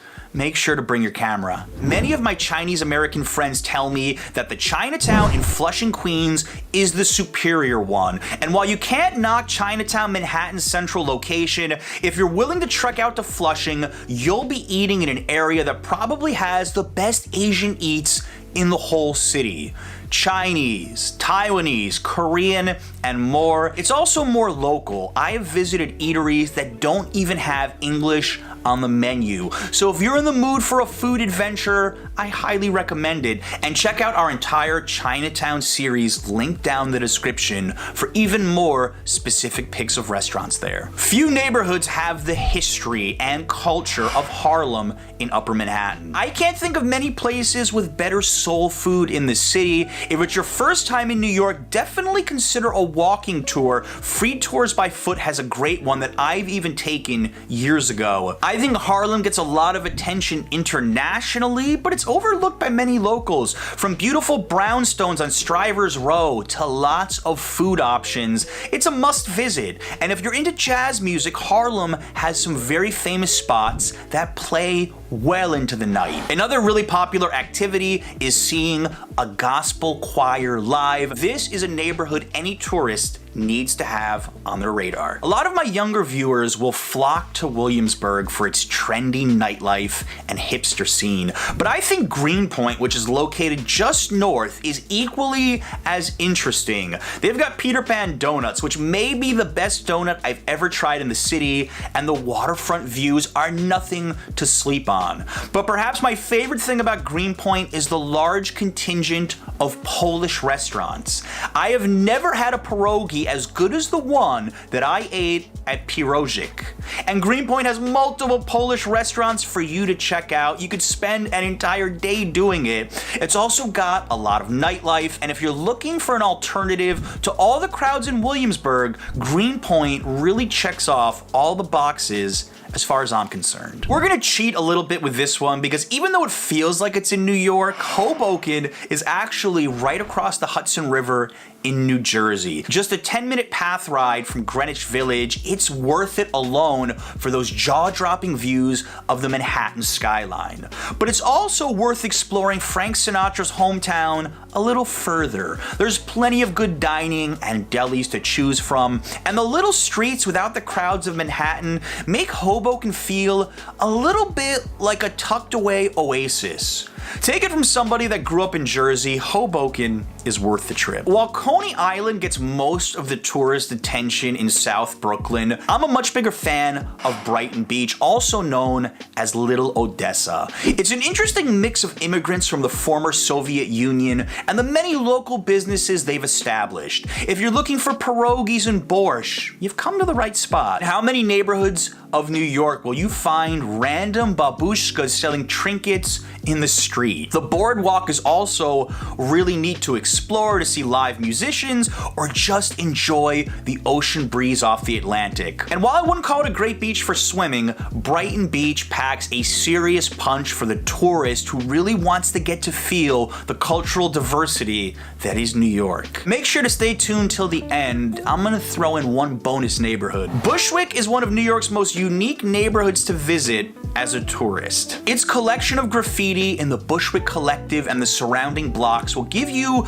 a little taste of some local art. I also love all the vintage stores and thrift shops. My wife Adriana and I have gone shopping there in the past, just looking for some cool finds. It's also a real hub for nightlife. If you want to avoid the pretentious clubs in Manhattan, House of Yes, for example, is an incredible venue for any out-of-towner to check out. Or if you're looking for something more low-key, there's plenty of hip dive bars and a ton of spots to get some good craft beer. For my viewers under 30 or those just young at heart, Bushwick has so much to offer. One bonus for you all, Long Island City, Queens. If you get a chance to visit Long Island City, not to be confused with Long Island, the waterfront at Gantry Plaza is one of my favorites in the entire city. With unobstructed views of Manhattan and it's 75% less crowded than Dumbo, it's a fun way to spend an hour or two. And the neighborhood has some serious good eats if you know where to look. It's Queens' most expensive neighborhood for a reason, and just a few minutes away from Manhattan. When you think of New York, these images probably come to mind. But there's more to the Big Apple than just skyscrapers. Today, we'll explore Bayside, a neighborhood in Queens that has it all, from food to views and more. We'll be led by someone born and raised here. Could this be one of New York's best neighborhoods? Let's find out. So if you didn't know, Bayside is in northeastern Queens. We are right near the border of Nassau County. We've got Matt. Matt, what makes Bayside so special? It's just a beautiful place to explore, a small town feel in a big city neighborhood. We're on the heart of Bell Boulevard right now, and I think this is the most famous street in Bayside. What's it all about? This is a lot of people's first experience to nightlife that grew up in this neighborhood. The heart of a lot of really good restaurants and pubs, although they're becoming, unfortunately, fewer and far between. But definitely a great place if you want to grab a cocktail or grab dinner or have a special night out. A block away, you got suburban Tudor homes, and you walk here, and you've got like every kind of restaurant imaginable. Well, I'll point out a little history. They do the St. Patrick's Day parade every year on Bell. So that's why you'll see these all down Bell. So a nice little local spot if you want to grab a snack and a coffee. And you were telling me, and I've heard that they have the best macaroons on earth here. They melt in your mouth. Wanted to get one cookies and cream macaroon, one lavender macaroon. May we order espresso with you as well? That's it. I don't know if you could see on the top there, that frothy top. And that's the sign of a good barista, and that's the sign of a good espresso. All right. Cheers, my friend. Cheers. Let's try this. Oh, black, wow. Just straight up. Straight up black. I won't lie. If I'm having it after dinner, there may be a hint of Sambuca in there. That's a good idea. Also, you mentioned to me how good the macaroons are here, and others have told me about this spot. So I got a cookies and cream, my favorite flavor for a lot of things in life. There you go. That's delicious. Like pairing this with the espresso, perfect. Oh yeah, that's relaxing. You can just take 5 minutes of your busy day, sit down, enjoy this. That's the idea. That's the whole idea of the espresso. They do it proper here. French Workshop, Artisan Bakery.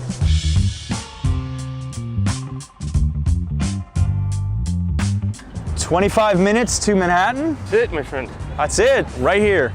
You know, Matt, I like to think all good stories start in a White Castle parking lot. Most people end their night here, to be honest. Bell is known for its restaurants and bars. Formerly 24 hours, but they're still open pretty late. This is where you finished your evening. To coat the hangover, I get you. I spend many a night in White Castle in New Jersey as well. That's awesome.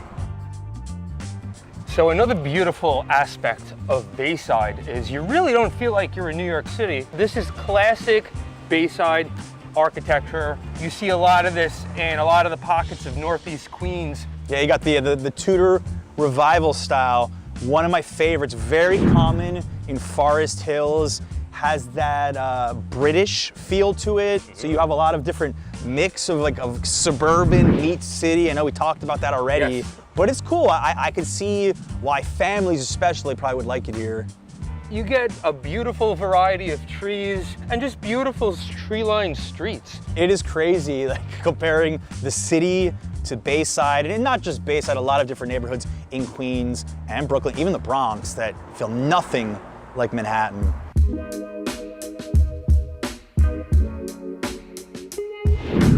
When I grew up, there was at least 5 diners in the neighborhood. This is the only one that is still open. They've all shuttered, but this is still one of the best in the city. Family owned, family run. They've been here, give or take, about half century. And I'm honored that they're still here and still part of the Bayside neighborhood. I've never seen a Greek fast food spot like this. It actually reminds me of a Roll & Roaster in Brooklyn. It's very similar in the fact, the old school facade, family owned, been around forever. This is where I want to go if I want Greek fast food. We just walked down Northern Boulevard, saw tons of Korean restaurants, but big Greek community too, right? Originally, mostly Greek. My neighbor, they have a Greek flag flying. We just walked past a massive Greek church. They have the Greek flag flying at another restaurant. So it is a very heavy Greek community. And some of my good friends and good neighbors in the area are all Greek. The Koreans are maintaining the heritage of the neighborhood and bringing in their own culture. It's really a great mix of cultures and a great mix of food. You smell the souvlaki, you smell everything as soon as you walk in. That's the smell of family heritage and love. Some of the best meat you're gonna get in the neighborhood. It looks like a regular fast food spot, but they're playing Greek music, Greek flags everywhere. I love the pride. How are you? Good, how are you? Good, good. I just want to try your famous lamb and beef gyro. Let's get 2 of them. Pleasure to get them, yeah. We've been supported by the community for over 41 years. We grew in this business. We were taught to make gyros, you know what I mean? From little kids. I'm 2nd generation. We have 3rd generation working in here. I've been blessed to be supported by the community and being alive for 41 years. And we do our part, and everybody else does their part, you know? Look at this. Thank you, sir. Thank you, my friend.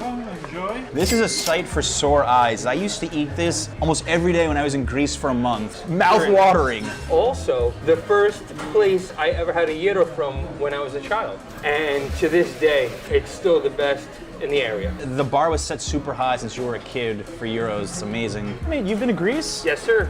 Have you ever had a gyro this big in Greece? No, absolutely not. This is how it's done here. All right, I'm glad I came hungry today. To quote Ben the cameraman, if it ain't messy, it ain't good. Oh, I mean, you've got the lamb and the beef combined before it even goes on the skewer with this like really like rich, flavorful taste. The tzatziki sauce. This is something else. This is worth coming in here for the hospitality alone. And then we're talking about the food. Definitely one of the best gyros I've had since I've been in Greece. And I don't seek out Greek food enough. I think that's one of the advantages of living in this part of Queens.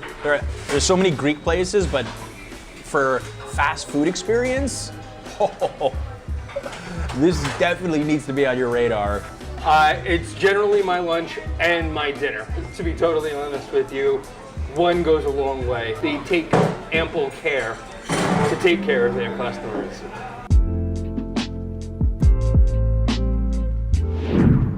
One more Greek stop. You insisted on Mediterranean tastes. Why? Another local spot. 1, great gift shop. 2, great little Greek tastes that you wouldn't get anywhere else. But it's another old school neighborhood spot that's devoted themselves to the Greek culture. This business is primarily serving the Greek community. 95% of our products are Greek products, as you can see. And the cheeses are responsible for an estimated 35 to 40% of our sales turnover. People come here for the cheeses. So these are the kinds of things you're not going to find at your average supermarket in New York. You do not. This is a destination. It continues to be a destination because people can buy everything from here. This is our feta. A feta that matures in a barrel, in a wooden barrel. People just love it. Hey, cheers. Cheers.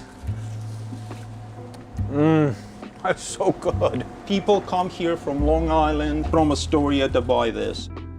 This is my type of place. He said 99% of the items imported from Greece. Greek lettering, you have to look at the English translations with stickers here. Oh, in Greece, I was the frappe cappuccino. Love it. I was addicted to frappe cappuccino. There it is, your cappuccino. Yes, it creates an addiction. It does. It's addictive. I don't know how you can get rid of it. Once you are in this, you cannot escape. No, you cannot. We're only 2 blocks from my house right now, so it's very easy for me to come here and pick up artisanal product. If I lived 2 blocks from here, I would be here about as often as you as well, okay? I'm a little jealous, I'm not gonna lie. A little jealous. What a store. Now that is definitely a store you've got to check out in Bayside.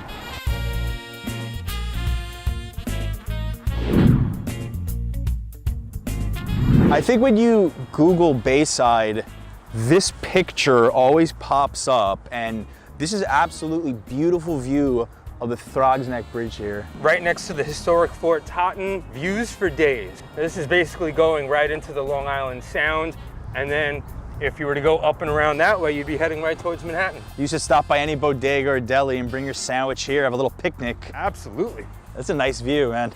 I could totally see that happening if I lived here. We are on the northernmost part of Bayside. What you're looking at under the bridge, you're looking at the Bronx. Fort Totten is one of the most unique parks, I have to say, in New York City, and of course Bayside, because it used to be an active Army base, right? That is correct, and actually part of U.S. Army Reserve still does turn out of here. So I am a former New York City paramedic, a retired city paramedic, and also on these grounds are FDNY's EMS Academy. Any EMT or paramedic or in training for the FDNY is getting trained on these grounds. And perhaps one of the most beautiful buildings in all of northeastern Queens, and maybe one of the only castles in Queens, is right there. So this was originally Fort Totten's Officers Club, nicknamed the Castle because it's a rare example of Gothic Revival architecture still active. Now it houses the Bayside Historical Society, and it's a really cool venue if you want to have your wedding in Queens. This is probably one of the least known parks in the city, but in my humble opinion, it's also one of the nicest. Waterfront views, as you could see. Yeah. Soccer fields, family friendly. And also the beautiful old military buildings. Yes, the architecture is definitely a draw here. This is where the commanding officer lives. This is where I want to live.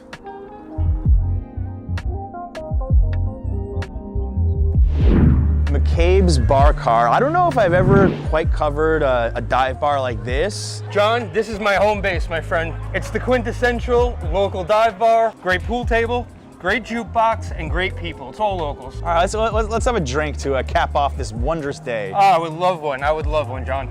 You know, we walk in here and it seems like we know every single person. I love that, like, local character here. It is. It's neighborhood folks. It's in a residential neighborhood, and we're all family. Everybody's got each other's backs in here.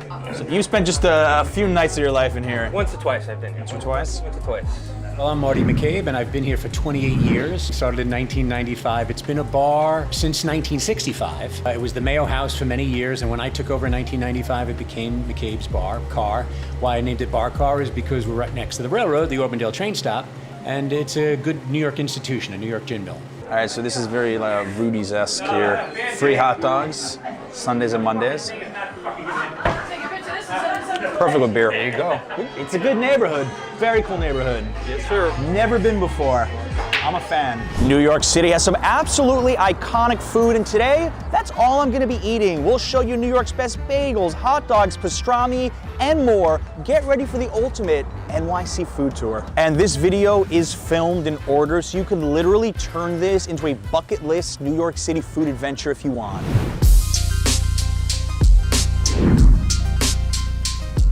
The bagel, the breakfast icon of New York City, brought here by Polish Jewish immigrants at the turn of the 20th century. Is there a more New York City breakfast than this? Debatable. Well, you can tell they mean business when 12:30 on a Monday, there's already a super long line. An absolute, I've heard from so many, is the best bagel in New York City. And this is the only spot in the video I've never been to. So let's find out. Oh, those look so good. It's passing the visual test. How are you? Can I get an everything bagel with scallion cream cheese, please? No, thank you. All right, let's investigate. This is the story of my life. Line dies the second we head out. Everyone in New York generally thinks where they're from has the best bagels. Their neighborhood spot is the best, and I've heard about Absolute for years. Finally, gonna be trying this legendary bagel here, Morningside Heights. You know, didn't see a single tourist in line. It was like all Columbia students. All right, let's try this. This looks amazing.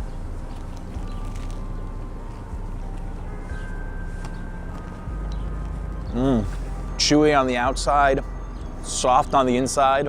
This is how a New York bagel has to be. Wow. All these years living in the city, a dozen years, I never tried Absolute. People push me all the time to try it, but I'm glad I finally came. That first impression, instantly this is going towards the top of my list for New York City bagels.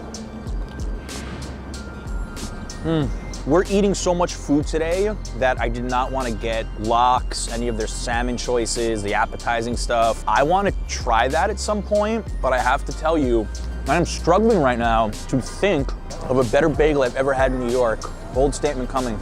I think this is the best bagel I've ever had in New York City. I would put this in a textbook for a New York City bagel. And a very important note for you all, cash only. I saw people running out, telling their friends, oh, go to the ATM machine. There was a little bit of confusion with that, but they don't take pre-orders. They don't do delivery. They do one thing and they do it well, bagels, cash only. And I mean, They have that right. They've earned it, in my opinion. Absolute Bagels, absolutely recommended. What a start to this iconic New York City food tour.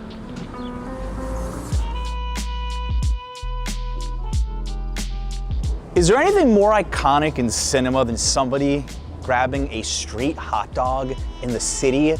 Well, we've got Billy's here, and the story with him is we included him in our best reviewed hot dog video last year, and his hot dog stand really blew up in international popularity. YouTube channels covered him. A lot of my viewers from all over the world said he was fantastic. Let's go pay him a visit and see if he remembers us. Love it. Always a line. Billy is a local legend. I've been coming to him since I was mid-30s. Oh, wow. I'm 67 years old. 30 years, huh? Best in the city. Well, he's always here, reliable. Yeah. People have been coming to this guy for decades. Remember me? Best reviewed hot dogs in New York City? You started again, you see? We're doing different spots. Hot dogs, pastrami, like the best of each category, and your hot dog. You deserve it, man. You deserve it. Billy's been here over 30 years. Oh, yeah. But you do a great job, man. So I just want to thank you. You do good too. Oh, I appreciate it. Yeah, you good too. You got a hard job, man. You got the whole neighborhood here, you know. Your wife was pregnant, no? Yeah. Okay, you got the baby? Yes, sir. Here he is, 6 months. Yeah. He's a big boy. You're right, she was pregnant. He tried your hot dog while still in the womb. Anything you want to say to the people? Nah, listen, say thanks to everybody, That's all. Thank you so much, Billy. All right, okay guys. I'll see you soon. This is the best, man. Heading to Central Park, 2 Billy's hot dogs. Doesn't get much better than this. Billy does his hot dogs good, I'm telling you. This is not your average dirty water dog in New York City. He puts a lot of love into this. We have his onion sauce and some mustard. Real simple, $2 each. Nice snap, love the onion sauce. It's just a little bit of kick. Now, of course, you come here for the hot dog, you come here for a good hot dog, but what you're really coming for is somebody who's been in the neighborhood for well over 30 years, for decades, and when you go there, even if you're not from New York City, you're gonna feel like you're from New York City. He talks to everybody. He'll ask where you're from, he'll ask how your day is going. You wanna feel like a local for just a little bit, even if you're not, come to Billy's Hot Dogs, and then head to Central Park. Why not combine the two? Do Central Park right after. The location's absolutely perfect, and the hot dogs, really good as well. If you love New York food and want a really cool gift, consider shopping at the online store my wife and I run over on Etsy. She's got stickers, prints, and a whole lot more at really affordable prices, ships worldwide. See the link in the description.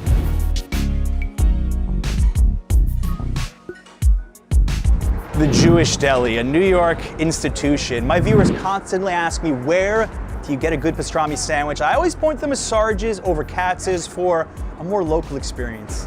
I love this spot. Want to do the number 3 corned beef and pastrami? Always get that, like every time. And a Doc Brown celery.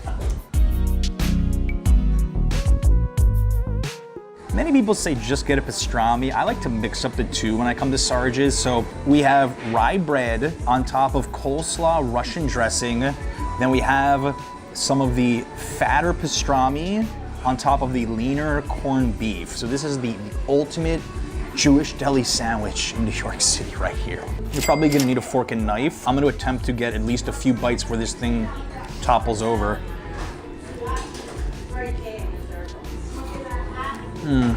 It's so rich, so tender in flavor. If you just want double meat experience, combined with that rye bread and the Russian dressing, one of my favorite sandwiches in all of New York City, and honestly, something that I would say New York does better than any place else in the world, the deli sandwich. You can argue pizza, you can argue bagels, you can argue hot dogs. Anthony Bourdain said it many times. This is what New York does better than anybody, and I think Sarge's does it better than the rest. My personal opinion, New Yorkers will fight you to the death on who their favorites are, but I'll tell you, I don't see a single tourist in here. I've had many of you out there call me out for not ordering Doc Brown's celery soda. I've actually never had celery soda. Wow, that's really good.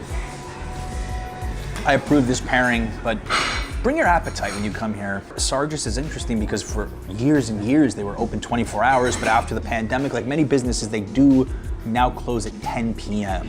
So you can't come here at 3 o'clock in the morning and try to fight a hangover with a big pastrami sandwich anymore. No shame using a fork and knife if you want to get your money's worth here. No shame. All right, that was the gut bomb of the video, but we've got more.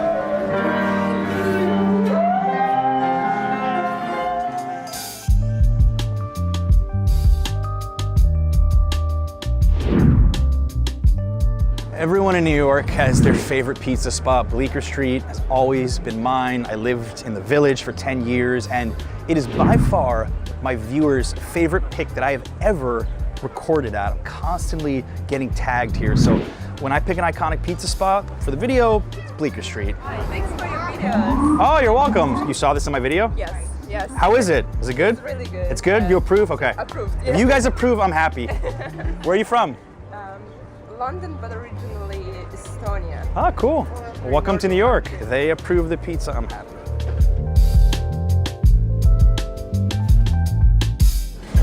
Wow, thank you so much.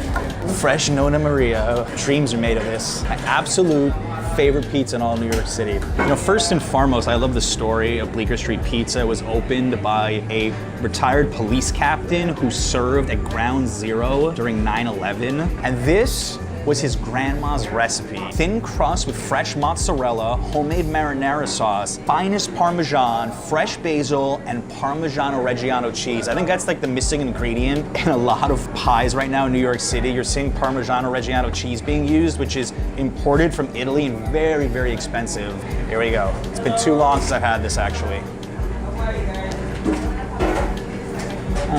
All of those premium ingredients together just hits different, I'm telling you. I'm not trying to compare this to your everyday New York City slice. That's its own animal, but this particular slice here, it's a specialty. It lies somewhere between the Neapolitan pizza and a regular New York slice. Holds up really well. Nice undercarriage, a lot of sauce, a lot of cheese, very saucy. You're into a saucy slice, you are gonna fall in love with the Nonna Maria. Everybody behind me is ordering a Nonna Maria. This is by far what they're most known for. I've had the other slices here before, all very good, but this is what you travel to Bleecker Street Pizza for. Oh, where are you from? Croatia. Was it good? Too good? That's what I like to hear. I think of all the places I've ever filmed, this is the spot where people are most likely to say hi. And it's really cool that a long time ago they put me on the wall of fame here. So I don't know if there's a bigger honor in my life than being on the wall of my favorite pizza spot. This is like a greatest hits album. You know how musicians have their greatest hits? One CD, one album? Today's video is just like my favorites.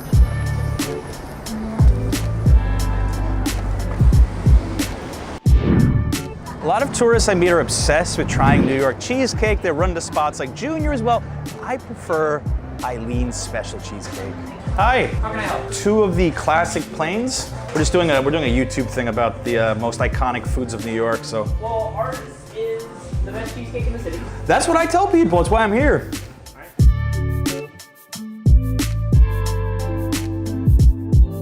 You know, they've been open almost 50 years for a reason. They were telling me in there that they actually designed these special cheesecakes to be this small for all the tour groups from around the world and tourists that come in. I mean, I'm always singing their praises as well. This is the plain, a lot of cream cheese, graham cracker crust. Makes it a little more unique.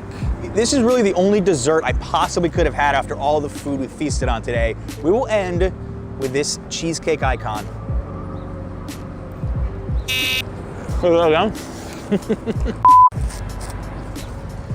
So light, so creamy. I'm not the biggest cheesecake fan, but for Eileen's, I always make an exception. And I just don't think you have to make a special trip to eat cheesecake if you're eating some huge meal and then you gotta force yourself to have dessert. This is perfect because you're right on the edge of Soho here, so you're probably gonna be in the area at some point. Grab a quick dessert on the go and try New York's most famous dessert choice, cheesecake. They bake so many of these, so they're so busy, they're always getting a fresh piece. Tart-sized cheesecake, perfect for on the go, or you could eat it inside. Remember, I put all the addresses down below in the description. You wanna follow this and make it into a day? Let me know how it goes, because I'm pretty sure you're gonna like it. Sometimes the best food isn't even on the menu. Today I'll be sharing some of New York's best secret menu items so you feel like an insider. Here we go.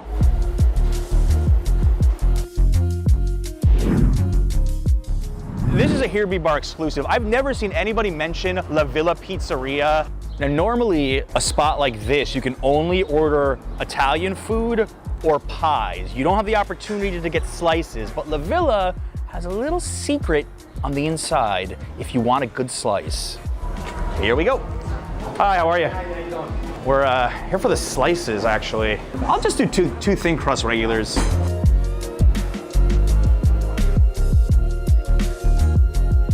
Thank you so much. Yeah.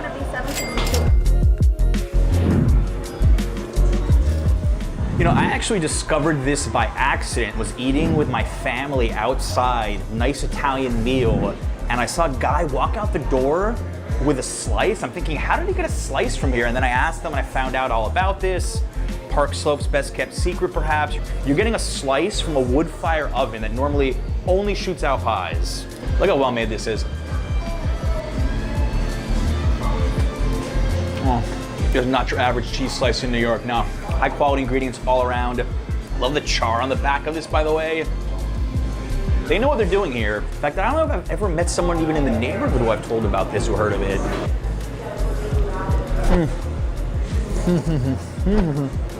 I obviously like this too much. I've been out of the city for almost a month, so it's really hit different. Nice people, and for the record, as an Italian restaurant, I would also consider this a hidden gem for Brooklyn. They hit this out of the park today. Slices are on offer every day, 11 a.m. to 4 p.m. They got a lot of different options. Eat it here or take it to go. I want to personally thank everybody for helping us raise over $80,000 for Ben the cameraman's cancer treatment. If you still want to contribute to that GoFundMe, see the link down below in the description. Again, thank you all so very much from the bottom of my heart. All right, Chelsea Market, New York's worst kept secret. I might work here, look. I get paid to do this. This place always swarmed with tourists. Here we are. Los Tacos #1. We have covered them time and time again, but we have never revealed their secret taco until today. Obviously, Los Tacos #1 is no secret to anybody. Take a picture with you? Sure. My husband and I watch you all the time. It's on the camera and I'm like, wait a minute, I know him. I'm actually here because you have mentioned All right, could I get 2 of the queso adobadas? 1 regular adobada, 1 regular nopal? It's part of our secret menu. I know, that's what I'm here for. Sir, for the 2 tacos, you want a corn or flour tortilla? Corn. With everything? Con todo, yeah. Queso tacos, everything else? Everything, give me everything. Queso tacos, adobada, corn, taco adobada. Muchas gracias. I can smell that cheese. If you're a cheese fan, you're gonna love this. Imagine this, Monterey Jack cheese is your taco shell. Melted onto the plancha. We've got the adobada pork, pineapple, salsa, guacamole, onion, cilantro, turning into this. One of the more unique tacos I think you can get in New York City. I've heard about this for a while. I've actually never tried it. Now for $7, this is kind of monstrous. Look. I thought we were gonna have a cheese pull for a second. This is absolutely humongous. This looks like the perfect hangover cure. Take a big bite.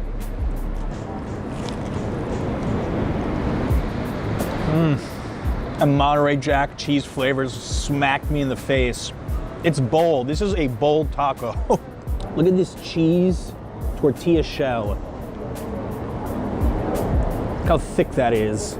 I would advise ordering some of their other tacos as well. I wouldn't get all queso tacos. A, they're more expensive at $7, and B, it's so strong, so salty that it could be a little bit difficult to eat a few of these, but just one, maybe to impress your friends, you know, the secret menu. The lady also told me they have a vampiro on their secret menu, so next time I may try that. I'll be honest, I think I prefer the regular tacos, but I'm a taco purist in that regard. I don't need to have it all polished up, but if you want to do the secret menu, I say go for it. As for the regular, my go-to, always con todo. My wife Adriana from Mexico, super picky about tacos in New York. She always approves Los Tacos #1. So do I. I feel like they're in one of my videos every 3 to 6 months.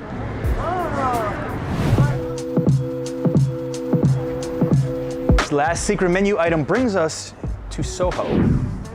Inside of this classic French restaurant lies a secret that only a select few can partake in on any given day. They open at 5 o'clock and we are here right at the opening. We're gonna start with a drink. The kitchen actually doesn't open until 5:15. Tequila Negroni. They only serve 12 of these burgers per day. So you have to sit at the bar where there's only 9 seats. All right, so what we have here is a brisket burger wrapped in peppercorn, pan-seared on the grill, served medium rare, topped with St. Andre cheese, as well as watercress, pickles, red onion, blended in a house dressing. I've never had this before. Special thanks to Norma Helly, my friend and fellow YouTuber in Las Vegas, for putting this in a video and tipping me off for this. With a challah bun with Amy's bread on top. Here we go. It's so good. If you like peppercorn flavor especially, that French meat, this is it for you. And we're gonna dip it in au poivron sauce. All right, let's see what this is.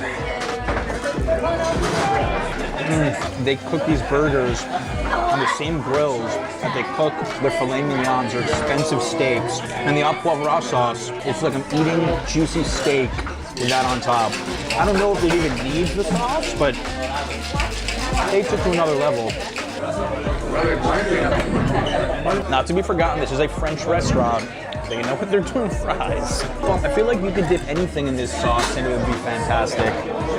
They've already served 6 out of the 12 they're allowed to serve every single night in the first 30 minutes. So if you're not here right away, you're not gonna get this. My favorite thing about this burger is that with everything going on here, you can still taste the meat. I've had a lot of crazy burgers in my life where there's so much sauce, there's so many toppings going on that you lose touch of the meat, you lose the texture, you lose the flavor, but the meat is leading the way here. Love the challah bun, but it is all about the quality meat. And this French bistro burger, which is probably one of the best secret menu items in all New York City. You know, a lot of people who visit New York by themselves ask me, where can I go out? Maybe you don't want to feel awkward at a table. I think this would be a good spot for a solo dinner, a solo adventure. Get here early, bartenders are friendly, patrons next to me, all super friendly as well, waiters friendly. And one of the best secret menu items in the city, and maybe one of the best burgers.